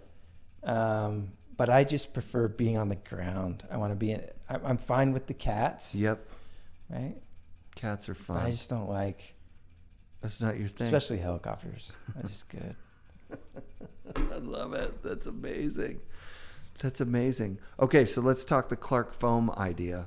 I mean, it wasn't Clark foam at first, right? What was the first DIY? Pow surfer stuff? Or the blanks? The blanks. Oh, Yeah. the blank? Yeah. Right. So the blanks started. I did this thing for Lib Tech. We called them MC blanks. And the idea Yeah. came from my friends in Japan. I've been to Japan a lot. And some of the guys that own TJ brand and some of their friends, they make a lot of handcrafted stuff. Sick. And they were making, I think they were like horizontal laminated hardwoods. And then they would, they actually had Temple and I shape one for a prize for the Tenjin Bank slalom. Oh, sick. Some That's friends really and cool. some friends of mine in Japan, we started the Tenjin Bank slalom back in the day. Amazing. And so they just said, hey, we want you to make this board. And it was, I think that was the first one, right? And and I said, do you have any more of those that I can take home? And so I think they gave me one or two and I brought it home. And they were kind of narrow and they were not like a normal snowboard, really. It was almost like a skateboard that you'd shape. But a lot of those guys in Japan, in the POW, they would ride them, right? So I was like, wait a second, there's Like no throw edges, bindings on there's them? no No edges. fins. Yeah. And they would rip on them, right? So I was like, all right, there's something there. So I talked to Mike and Pete and I said, hey, I want to make these blanks. And Of course, they're like, yes, that sounds awesome. so we did that for a while. Cool. And then a bunch of other companies kind of got on it. And I think it just got oversaturated. And once you cut one out, it's not for the guy that doesn't use power tools. Right. Right. It's not, you need to kind of know what you're doing. Yeah, right? yeah. You don't And- want to cut them out with just a jigsaw and then they're all crappy. You Right. want So I cut them out yeah. with a really big, like, skill saw, a really heavy, big skill saw. And you Yeah. can rip the radius is perfect. Yeah. Right. And then you Sick. kind of bring it to you just kind of bring the shape in slowly, just like you kind of do a surfboard. But then people don't know. It's just a lot to kind of sell somebody and then be like, well, figure it out. Well, there's a lot to figure out, right? There is. So it just kind of went away. But I still do a lot of them. Yeah, yeah. I've seen social media of you doing them. Yeah. So So I have a imagine they'll stack. come I back. have a stack Yeah. of them. Sick. And sick. they're really, for me, they're really helpful to figure out, well, what does this do and what does that do and how's that blend in? And so I've been working on boards with they have multiple side cuts and multiple wide points. Sick. So there's wide points in weird areas and Like blended stuff. no, just like weird stuff. Like you'd have a wide point, most wide points are here, right? Of course. But you'd have a wide point here where your toe has the most pressure. Wild. And then you have another wide point here. Wide and then So then you have side cuts, weird places. Just Yeah. but you can do whatever you want. that's wild. Yeah. And they work. Some work better than others. Right. But you get to kind of tell if it's even worth, then you talk to the designers at Mervin and be like, hey, I mean, that's how the Wayfinder started through the blanks is they made me some that were really, really wide. Yeah. And I brought a bunch to Baldface and it was just, my mind was blown. And So then I much started fun. giving them to people to try. Yeah. And they're just like, dude, like it's insane because how wide it is and how low the nose is, almost like a hydroplane. Yeah. Yeah. You accelerate insanely fast where a normal board, you don't accelerate. It pushes a little more. Exactly. Yeah. Like a tugboat, right? Right. So you start to change how the board floats Yeah. and how it accelerates. So now they accelerate so fast, you have to figure out how to shut it down, right? So then you taper the tail. Big taper. Mega side cut. Yeah. So, and then you just, Yeah. so it's really fun. I ride a pretty aggressive swallowtail on good days. You know, if I'm at Baldface, I rode it the whole time I was there, because why would you ever want to lean back? Yeah. So you actually, and this is what, it was really cool, because people would be like, I would post something, I'd be like, put your front foot almost all the way forward. And they'd be like, what?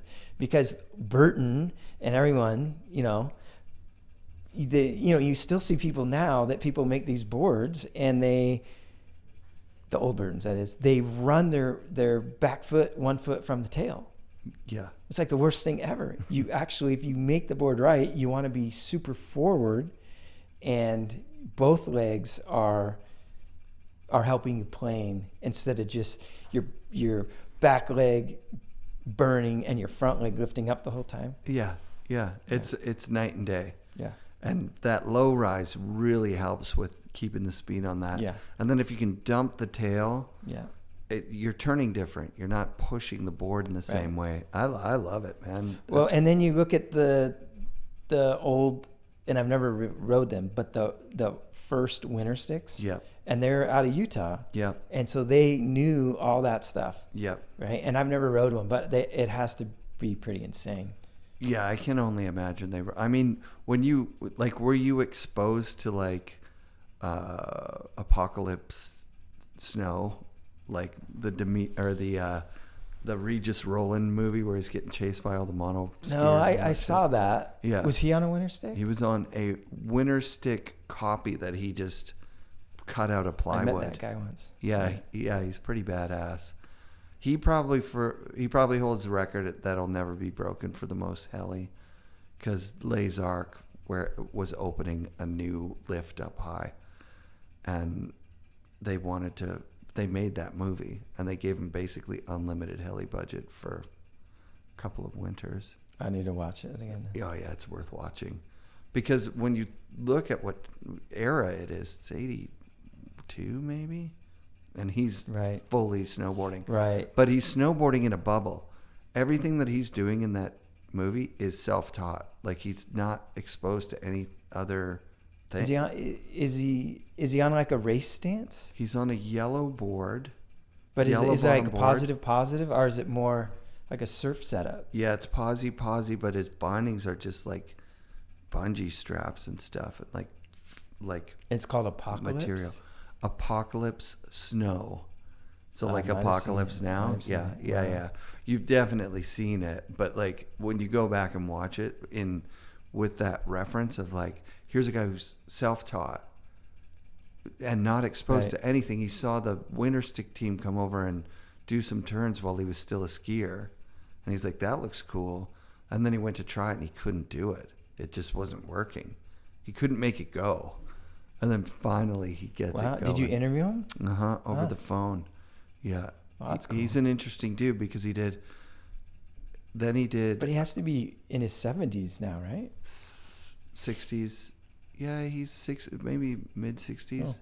He might be towards his 70s. Dude, he was like celebrated in France for that movie, because it was like a mainstream French like cinema movie that won awards and stuff. It's pretty cool. Wow. But it's so rad to see. He's catching air and just really shredding. Like, so I think fast. I've seen it. I need to see it again. Yeah, it's totally worth it. But he did Apocalypse Snowboards with the Jimmy Scott team and those guys, and then he did A boards, like with the Surf I've seen his guys. Factory in New York. Yeah. Oh, right? you went there. It was set up there. Yeah, that's right. Yeah. Yeah, the A boards were out of Quebec, I think. Yeah, Surf Politics. But the Apocalypse boards were out of New York. How did you see that? Chris Jamison and I went out there with some guy to look at. We were kind of in the midst of contract stuff or snowboard stuff Oh, to wow. start a new company. And So there was like a time where you were maybe like you could do your own thing and bail on Mervyn and no, I wasn't gonna. I didn't know. I was a kid, right? Of course. And somebody's like, "Yeah, we're gonna do this and this." oh, cool. And so they flew us out there to look at their facility or look at their boards. And How did it look compared to like the Mervyn stuff? It probably would have been a fairly I don't similar. even remember. Yeah. Okay. Yeah. Yeah. Because I think they would have been. I don't know if Ernie helped set that up. Ernie DeLost, who worked with Chuck Barfoot and did Right. Snow Tech. Right. So if you ever saw any of that Snow Tech stuff, Right. I've seen it in the magazine. it's really Right. he was really advanced and doing a lot of cool stuff. He had a channel board in maybe '84 or something. Right. And he's just like one of those amazing dudes. Wow. Epoxies, fiberglasses, base materials, sidewall stuff. Wow. He moved to, it's insane. He moved to Santa Barbara or to San Diego to work for Powell Peralta to make snowboards for Powell. They were going to do Powell Peralta snowboards. And he worked there for a few months, came up with some prototypes, and when he was about to go in the meeting with Stacy and George, Stacy looked at them and we were like, "What?" He's like, "What the hell are these?" Because they weren't skateboard construction anymore; they were sidewalls. And he looked. He goes, "I'm not excited about this. What the hell? Let's not do this." It was a smart move. Stacy's smart, right? Would have been cool. Would have been, yeah. But it would have changed it for sure. It would have changed it for sure because I think that was 86. So like full on Bones Brigade. And they all snowboarded. They still do. Tony Hawk was snowboarding up in Canada last year. Cab. Wow. Lance. Wow. Lance had a board on some Mervyn company, Luxury. Yeah. So. Oh, I didn't know that was his board. Yeah, the Lance Mountain. Right? Yeah. Wow. Isn't that nuts? Wow, that's cool. Yeah. And those were all Mervyn made. Paul Culling. Right. Yeah. Paul, what was his last Paul name? Culling. I talked to him the other day on Wow. text. Yeah, I'm going to have him on the show for sure. Did you get to meet him and ride with him? Because he was on Canoe. I met him at Mervyn before. I've met him course. at trade shows before. Of course. Yeah. And he was one of those guys like you that was like drawing out shapes and thinking up stuff. Mm-hmm. He wanted a twin board when Canoe was not making that. But you go and you tell people like, we want twin stuff. Yeah. And they go, okay, well, we'll make it kind of directional with two kicks. Yeah. That'll work, right? Right. I remember those luxuries. Mm-hmm. Yeah, they were rad. Right. Yeah, they're collectible too, right? Yeah. 'Cause they had an AM model for Derek Scott out of Seymour, which was sick. They were rad. And then Hazmat had a Terry Kidwell at some point. Did you get to ride with Terry ever? No, not really. Right. I've hung out with him when I get trade shows and whatever. Right. I've seen him up at Mount Baker early on, the early bank slaloms. That would have been cool. But what was that like for you, seeing those early bank slums? Every pro from the whole world was at your home hill. Or was your home hill Baker, or were you more? Well, yeah, when I started like snowboarding, I would come up and figure out whose floor I could stay on or whatever. I mean, I wasn't riding nearly as much as all the guys that live around here, but this was the place to go. Right? I knew that when I was super young as a teenager, there was just a handful of guys, like the older guys, like the MBHC guys, and then there's like the OI guys, those guys, and Bass and that was Loeb. it, right? Yeah. And those guys, their immediate friends, and that was it. Yeah. And they were always super cool, and it just always seemed like there was always powder. Yeah. I could see that because it wouldn't get tracked out like it does now. Right. Like a day like today, you guys came up here from here. Were you staying? No, we drove up last night. Yeah. So yeah, But today was today. It's a perfect storm. Yeah. Weekend, hadn't snowed in a month. It's cold. It's cold and it's been dumping. Yeah. Like crazy. Yeah. How much snow was up there? Was there a crust below? Like lower down? Yeah, you wouldn't. I think I heard that the steep stuff was sliding. Yeah. So the Abbey's high. Yeah. I just hit a couple things, but it's a really silky, soft snow. It's really cold snow. Sick. Yeah, it's good. So everybody that was there people were hyped to have it back for sure. Yeah, of course. People doing the long hike out the arm and everything. No. The Abbey's like real. Like it's coming all the way down, I believe, to the ice layer. Right. From 2 weeks ago. Yeah, that makes sense. And it was blowing, like whiteout blowing, so there was nobody up there. Yeah, so it's just in resort. Yeah. Staying away from anything super steep. Yeah, I was just with the family. We were just cruising around. Yeah. But try not to get run over.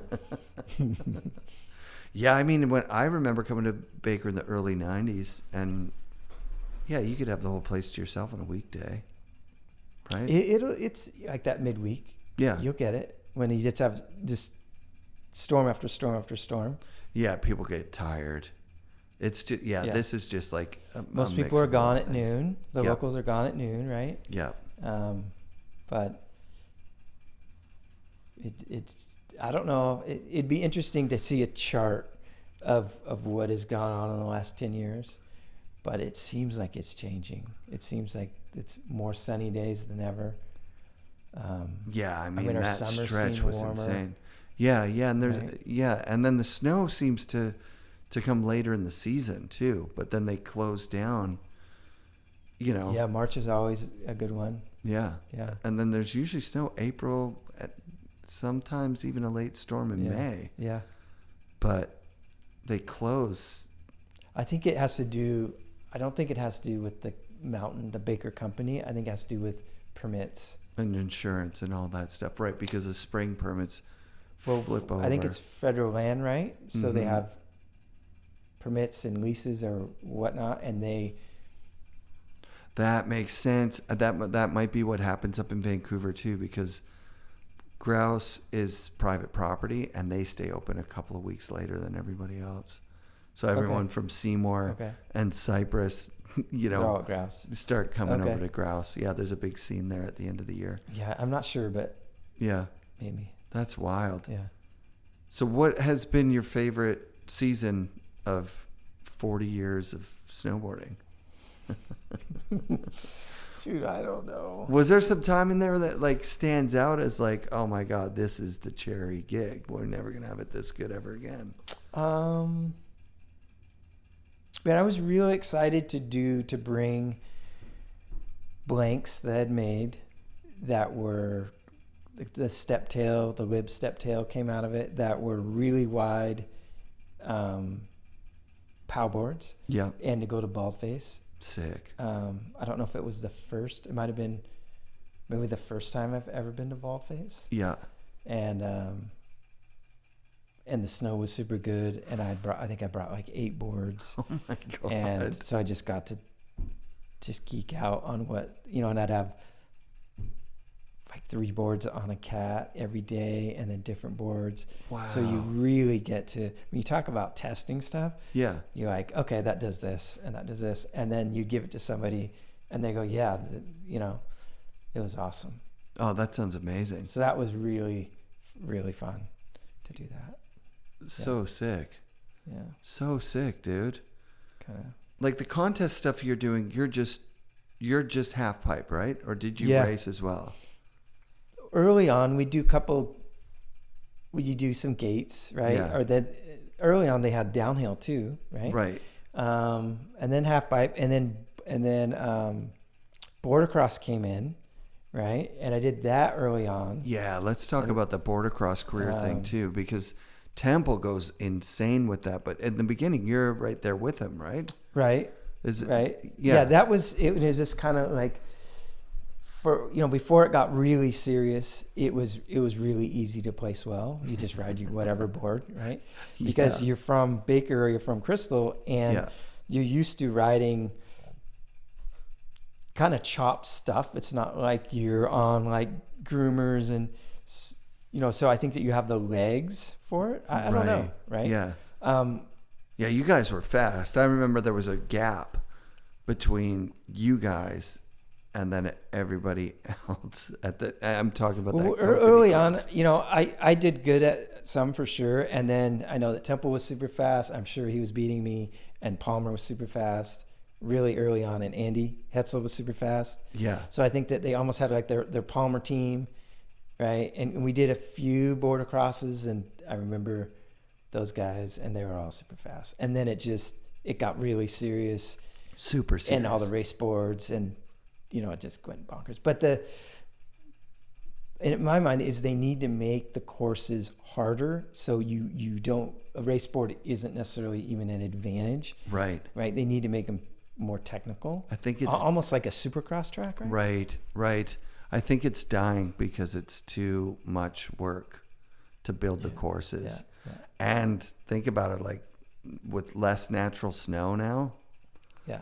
Yeah. I think that a buddy of mine, Zach, who worked for me at One Ball for a long time, we did 2 events, and they were bank slaloms with a supercross, like our BMX features in the bank slalom. Sick. Right?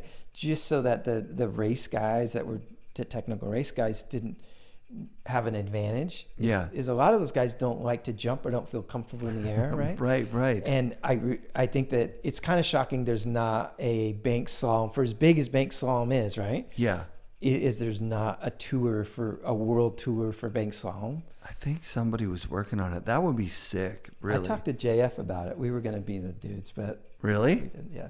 Like JF Pelchat? Yeah. Oh, that would be we were in epic. Japan. I'm like, dude, do it. He came over to the Tenjin one. Yeah. And I'm like, yeah, you really don't need that many. You could put one at... Well, there's more than you need right now. Right. They're everywhere, right? Right. And I think moms and dads like them because their kids aren't going 25 feet out of the pipe. That's true. Right. They're not doing some huge gap. Yeah. It's relatively safe, but it's still racing and competitive, and it's fun. It's so fun. I can't beat JF's kids. I haven't been able to be faster than they're his really fast kids since they were like Groms. Yeah. It's nuts that they're that fast. Yeah. The best thing about bank slalom is every age, every ability level rides the same course. I'm shocked it's not in the Olympics already. Right. Right. Did you see there was a shot of was it the Paralympics slalom course, which is actually a bank slalom course? No, I didn't see that. It was insane. Oh, that's cool. Yeah. But they can build them. Oh, they can build them. Right. Yeah, they're easier to build than... I think it'll be a big thing. Yeah. That'll be cool to see, because it's a really fun style of racing. Yeah, people like it, Yeah, and you make the courses hard, or you put features in them for, let's say, pros that are like real features. Triples. So you're a gate guy. You're gonna have to diversify, right? And you can still have a race board, but you're gonna have a massive jumps or triples or whatever, and you're gonna have to really be just a good all around snowboarder. Yeah, I remember that in border cross that the guys on the race boards just didn't make any sense. They didn't look right in the air. Right, with the arms and that. Yeah. And then you have Palmer and the other guys that are just killing it. Yeah. With style in the air. Yeah. Like styling it out even. Yeah. That was a wild time. Yeah, I did a few of them, and then I didn't do any more. Yeah. I was kind of done. Once Temple was like 10 times fast, and you were like 10 seconds. I think he was on Palmer at the time, and we went down. I don't know if Andy was on it, but Sean wanted a team to do some event. I don't remember, and we were a team. And I remember that we won, like the team won. Sick. And I want to say that was like one of the last ones I did. So are you a competitive person? Yeah, I mean, I like I like it, right? Yeah. Between BMX races and skateboard contests and snowboard events, you know, I mentioned, I mean, I've done hundreds and hundreds of events and entered, and I like the adrenaline from it, right? I think I'm realistic with how much you prepare at my age, right? It's like, well, I know what I kind of have to do to compete with the top guys. And if I haven't done it enough days riding, I'm not going to be competitive, right? But when you've been riding enough and you got the tricks or whatever, then I'm super competitive because you know that you can place well. Yeah, yeah. So I kind of keep it. I don't get super bummed because you got to be realistic. If you don't get to ride a lot, right, you're not going to be competitive. Truth. What are you in Pro Masters still? Or are you above that now? What's the next one after? Is there Pro Legends? Pro Legends, right? Like with Tom. It's the oldest pro. Yeah, Tom Burt and those guys. Yeah. You're Fawcett, in that one? Tom Burt. Fozzie's Tippy. still in ours. Tippy no, I think they're still in Pro Men's Masters. I don't think they're that. He just turned 56 yesterday. Oh, you're right. You know what? He might have sandbagged. 50 to 55. Is that what sandbagging is? As you go, if you're a pro, yeah, you're in whatever category. No, sorry. I don't know if he's sandbagged or not. He's younger than me. Right. But I know that he's fast. But there's a lot of dudes that Ox keeps going in amateur or something. Is that what? Has Ox gone in amateur? Why are people mad at him? Because he's too good. I think he was pro for a long time. Yeah, and I think he races AM. I'm not 100% sure. Amateur Masters? I don't know. Just to win the thing? I'm not sure.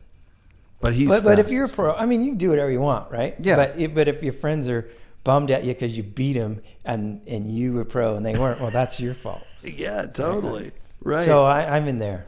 Yeah. You got to be in pro your whole life. That's it. You're a pro. No, it'll come to an end. No way. Yeah. I mean, I hope that you have a pro model into your 70s. That would be badass. No, we're good. Well, they got. I just like designing them. Yeah. You know, coming up with new ideas. No, it's worth it. It's worth it to keep going just forever. But I don't need this doesn't have my name on it. This year's MC doesn't. I mean, they say like it's an MC Wayfinder. That's all it says, right? Right. So if you don't know, you don't know. Right. I got you. But I hear what you're saying. It's like a branding thing more than like this guy's a pro. It's a pro model. Or designed by. It's designed by. And that's how it's been for a long time. Sure, but that I mean, right now Salema Masakila has a pro model.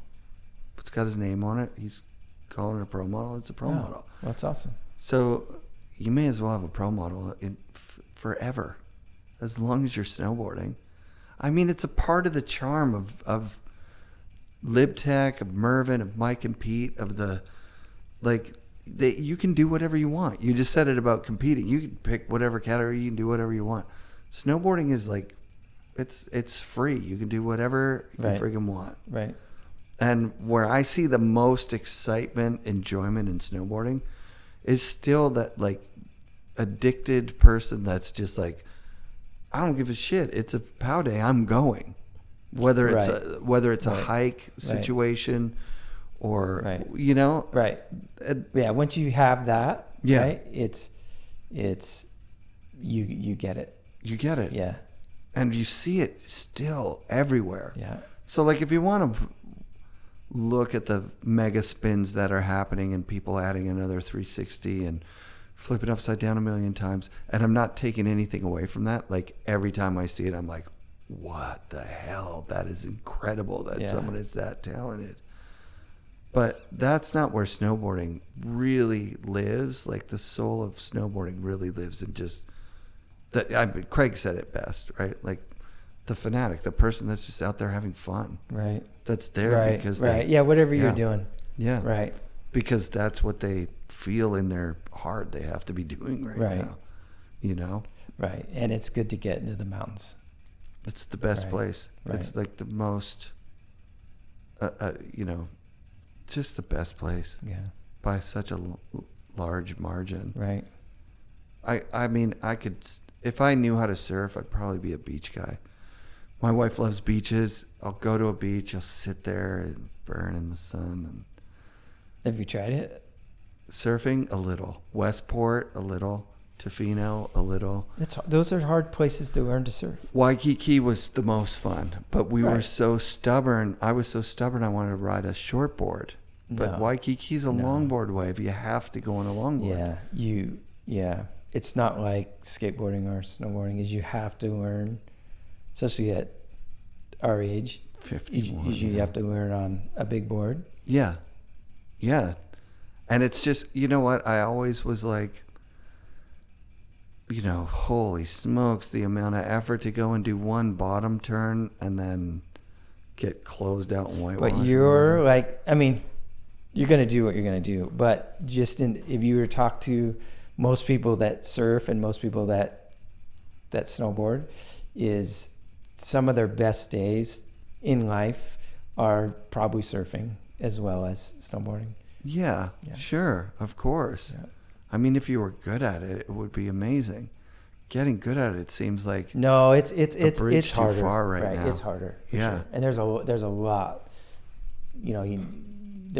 going on. there's a lot going on. You have all the ocean stuff, and then all the surfboard stuff, and then the fitness to. The fitness stuff Right. is where Yeah. I am not stretching. I'm not working out. I'm just going snowboarding every day. It's like golfing or something where Well, it the is, guys don't right? have to be in shape, right?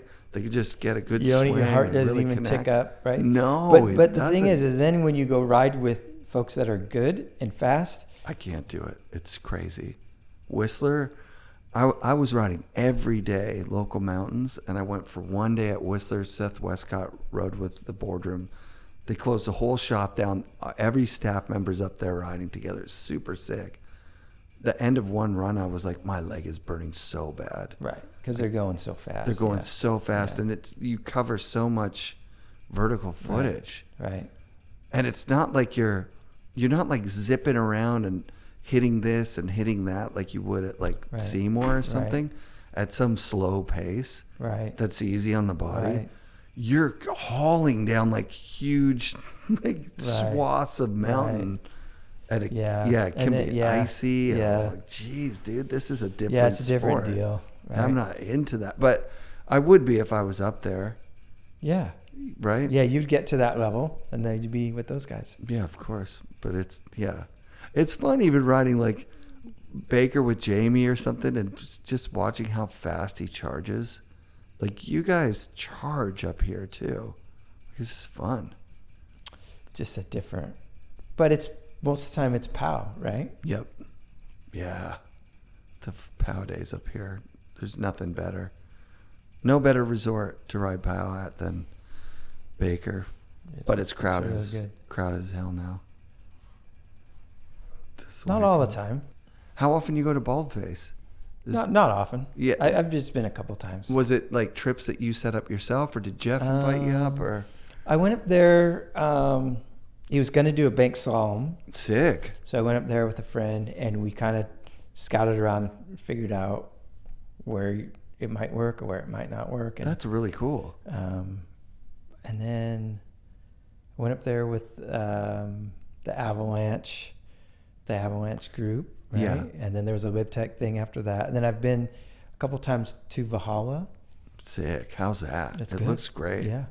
Oh wow. Oh, that's. And then you don't have to get a helicopter. That's kind of a long poke, but it's the terrain's really good. It's kind of a mix between Baker and Crystal. Oh, sick. That's how I describe it. Yeah. Yeah, rad. Yeah. Have you been up there? I've been up Crystal. No, and- sorry, to Valhalla. Oh, not to Valhalla. No. Yeah. I went to Baldface proper last year, or maybe the year before, and it was. Was that your first time? Yeah, I was so psyched Did on you get it good? We got it good. Wow. We got it good with sun even. It was really good. Right. It was early December, or no, it was right up until just before Christmas. I got home on Christmas Eve. and it was incredible. Shout out to listener Carl from Crystal and Ashley, his girl. Carl, who always has the GoPro on his head. Yes, is that him? That's First Lift Carl. Really? Let's Go Places Carl, that guy? Yeah, I hope it's really. The same How guy. do you know him? It listened to the show, and then his buddy had to bail on going to Baldface, and they had a spot that had been paid for, and they're like, "Do you want to buy He's it?" a skier, right? Oh no, it's a different guy. Oh, it's a different guy. Oh, this is a skier. Oh no, it's a totally different guy. Okay, sorry. Yeah. Anyways, Carl, thanks again for getting me on that trip. Oh, sick. It was sick. I think I might have got invited again this year, but I can't afford it at full price.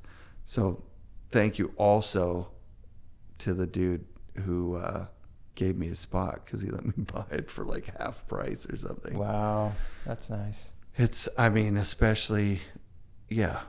I had a spot like that from a friend. That's perfect. Yeah. Isn't that awesome? Yeah. Yeah, because I couldn't afford it. It's quite When Dano Pendergrass said he was going to try and go every year, I was like, "Count me in, dude." And then he told me the price, and I was like, "Count me out, bro. I can't find that kind of cash." Yeah.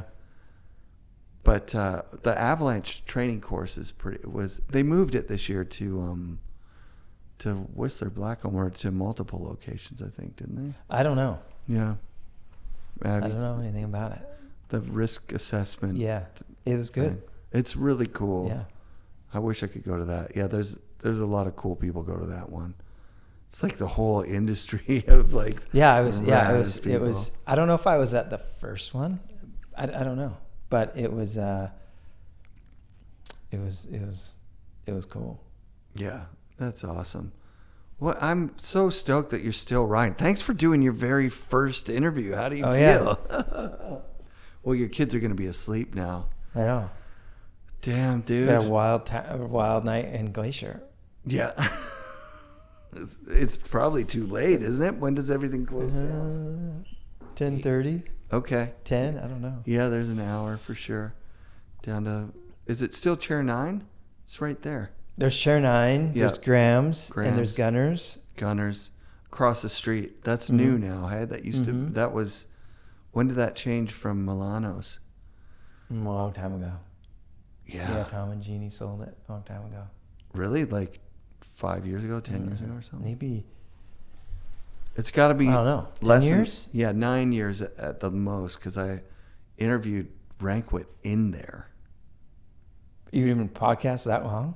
Yeah. Wow. You were doing podcasts before there were podcasts. No.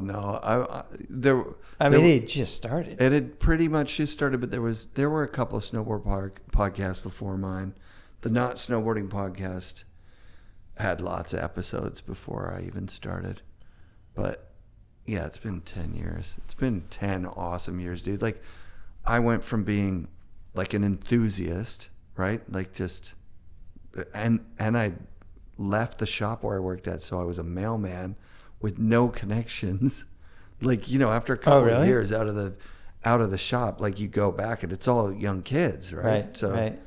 And what's the point of the boss giving you, the guy who used to work there 5 years ago, some stuff? Right. So I was like buying my own stuff, paying on my own lift tickets, doing all that. And then when I started the podcast, it was like a shortcut back in, right? Like, I got like sponsors of the show and stuff, start getting boards again and lift tickets and stuff. And I was like, oh, this is I get it. awesome. Okay. But when I can remember when I first talked to Sean Palmer, right? I got his number from Mike Hatchett. I called him. I told him what I wanted to do. He said, listen, I'll call you tomorrow at 1. And I can remember he didn't call me till maybe 1:30 or 1:45. And I was sitting there with the recorder waiting for his call. I was sweating. I was so worried and scared. Like, I'm going to be talking to fucking Sean Palmer. Oh my God, And then last year at Tahoe, got to ride with them. And Andy and Tom Shea, dude, like, and Evan Fiend and ISM. Yeah. Yeah. I think the ISM, it was one of my first pictures was an ISM. Yeah, it would have to be, yeah.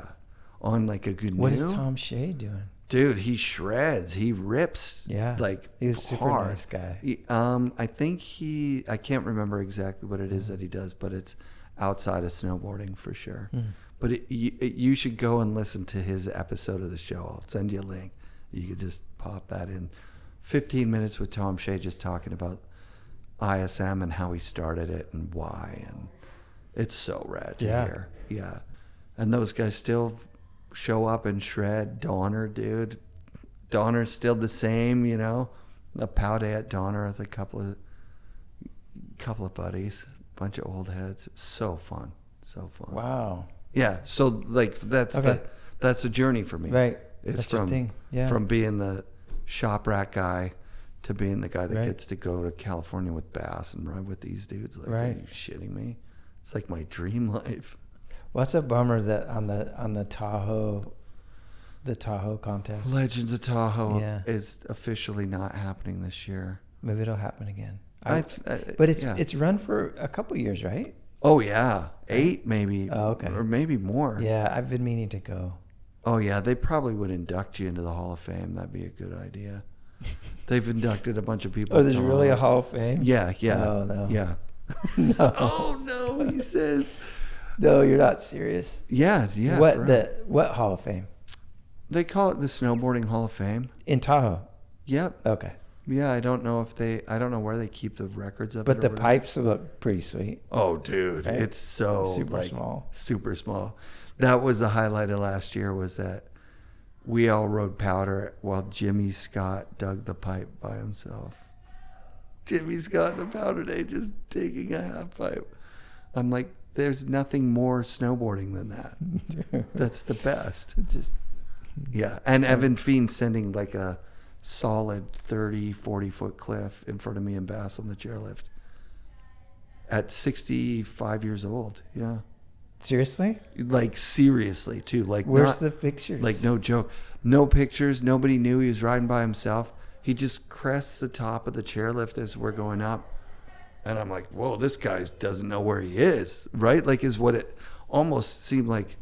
He charged it so hard that it felt like maybe he thought he was just going to turn down and run. But then he hits this bush, which sucks his nose in, and he goes over the nose, and he misses rocks with his head at 20 feet, and then he's still got another 20 feet to drop from there. It was so insane. Oh, so he didn't stick it. Oh, okay. He like hit the snow. He almost killed himself. He almost killed himself. It's different. It's different. It is different. But he charged full on. Like, he meant to do it. And it was like so confident going into it. If that bush wouldn't have grabbed him, like he said after, like, I might go and hit it again. I'm like, that's insane. Wow. But like, he charged a huge cliff, and it was one of the gnarliest things I've ever seen. I don't even know what board he was on. Probably everyone was riding old boards. So maybe it was on one of those old barfoots. Yeah, that would have been sick. All right on. Thanks a lot, Matt. Thank you. Thank you, and thank your whole family for a legacy in snowboarding that's definitely no family has matched that when you include Barrett Temple and Cannon and Appreciate you it. and your dad. Like, that's it. You are the pro snowboarding family of snowboarding. Thanks for having me on. I appreciate it. Oh, dude, thanks for years and years of contributions to snowboarding that are, and being an enigma, you know? Like, Devin Walsh was the one that I was like, I got to get a Matt interview this year. He's like, who was Matt Cummins? Like, Jamie Lynn rode his board. Saw a few photos of him, but dude, that guy's had a pro model forever. I'm like, yeah, totally. Yeah. Totally. No. And worthy. When I looked into it, that's the main thing. Is that it's not just some like Mervyn silliness. It's like, you've been innovating in snowboarding for a very long time. Right. And you're still passionate about it now. Yeah. You see it in the shapes that you do. Thanks. Yeah, it's really dope. Yeah. When you're up here, closest house to the resort, I love it. Yeah. It works out good. Right where you should be. Yeah. That's super dope. Awesome. Well, thank you. Yeah, thank you. FNRad shoutouts this week to MC Matt Cummins and his wife and kids for having me at their Baker cabin. Super cool to see Matt's kids brushing their teeth with essential toothpaste tabs. Thank you, Matt, for doing your first snowboarding interview with FNRad and for loading me up with One Ball J wax toques and stickers. If you listeners want a free one wax toque, DM me and I'll send it to the first 2 people that reach out. And of course, I went straight home after this interview and rode a dry board the next day. And then I waxed it and didn't scrape it this morning. I'm getting there. Big shout outs to listeners Justin and Chris. I saw Justin at Grouse this week and then at Cypress the next day. So much fun to ride with you, man. And Chris wound up riding the lift with us today, and we had a great conversation. Stoked to meet you, Chris. Thank you, Patreon supporters. Hit me up if you're going to be around the Vancouver area this week. The snow is amazing. And be sure to come back next week for more FNRad Snowboarding presented by Flojoy Water and brought to you by FNRad Productions.